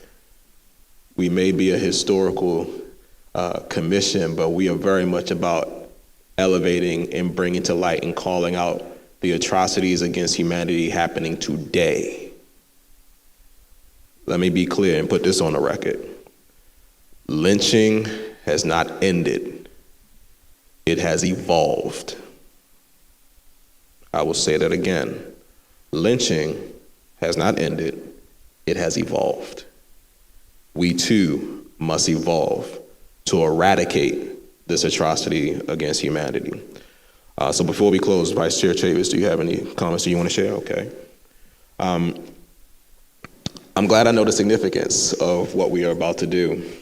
And before we do that, I do want to give quick acknowledgement to Judge George Ames. Thank you, sir. Thank you for being here, Judge of the Orphans Court of Dorchester County. Thank you so much, sir, for being here. I heard there were some people that chose between this and the Harriet Tubman Museum. Yeah, I heard that. I heard the stories. Thank you for being here. Thank you for choosing this. We are glad that you're a part of this history. The museum will still be there. I promise you, it ain't going nowhere. But I'm glad you're here now. Yes, sir. Thank you for being here. Thank you. Over that way. Okay, absolutely. Thank you, sir. Thank you for, this is your home. Oh, that. Well, you know what? It is always important to acknowledge the masters and acknowledge the people that bring us to this space. And just like I know you have learned so much from Dr. Hall, and I continue to learn from Commissioner Chavis and everyone on this commission, I'm grateful. I am truly grateful for the wisdom that is in this space. Thank you to the Maryland State Police for being here, for keeping us safe, for protecting us. May all of law enforcement do that for us when we need it. So thank you. I appreciate you. We started with a song. We're going to end with a song. So at this time, Preston Gross II, are you here? Are you in our space? Yeah, I saw him too. I heard he was here too. Preston, you here with us? Oh, you coming? Oh, yeah. Oh, okay. All right. So we heard that there was a song that's very near and dear to the heart of one of the people that we're honoring today. So I cannot think of a better way to officially close this hearing session than with this song. So Preston, thank you so much. Take us home. Why should I feel discouraged? Why should the shadows come?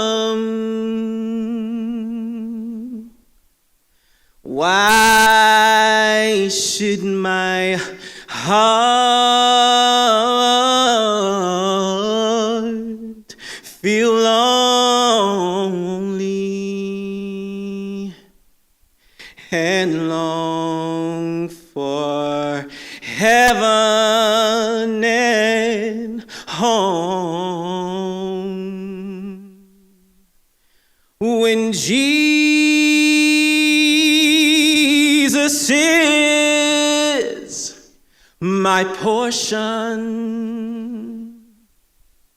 a constant friend is he.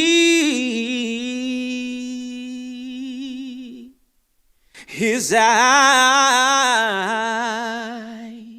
is on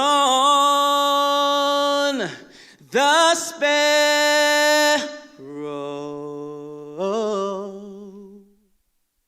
and I know he watches me. I sing because I'm happy. I sing because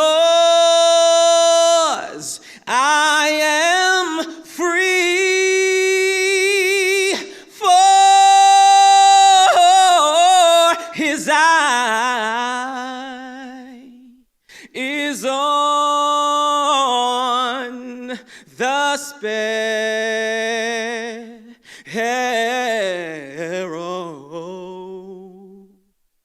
and I know he watches me. I sing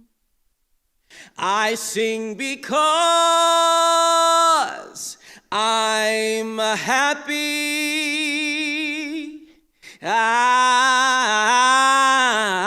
I sing because I am free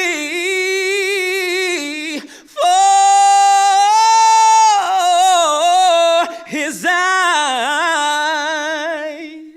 My God's eye is on the sparrow,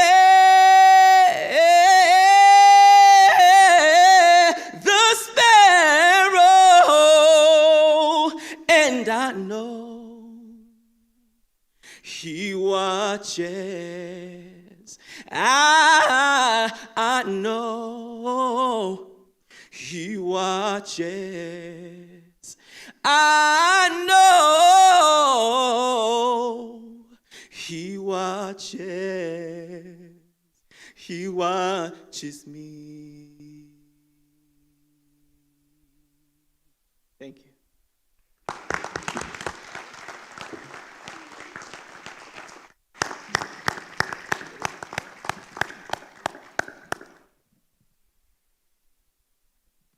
And with that, I move that we accept the testimony that we heard from our historians, our researchers, our expert witnesses, and our descendants from the people on this day. Is there a second? Second. So moved. Thank you all. You're a part of history. Go forth, fight for love, fight for peace, fight for justice, fight for liberation. It's hard work, but it's possible.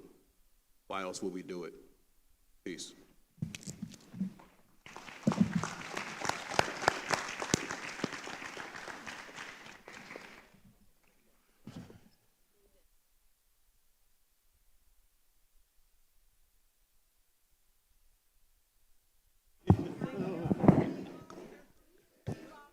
Couple quick announcements. Yes, thank you.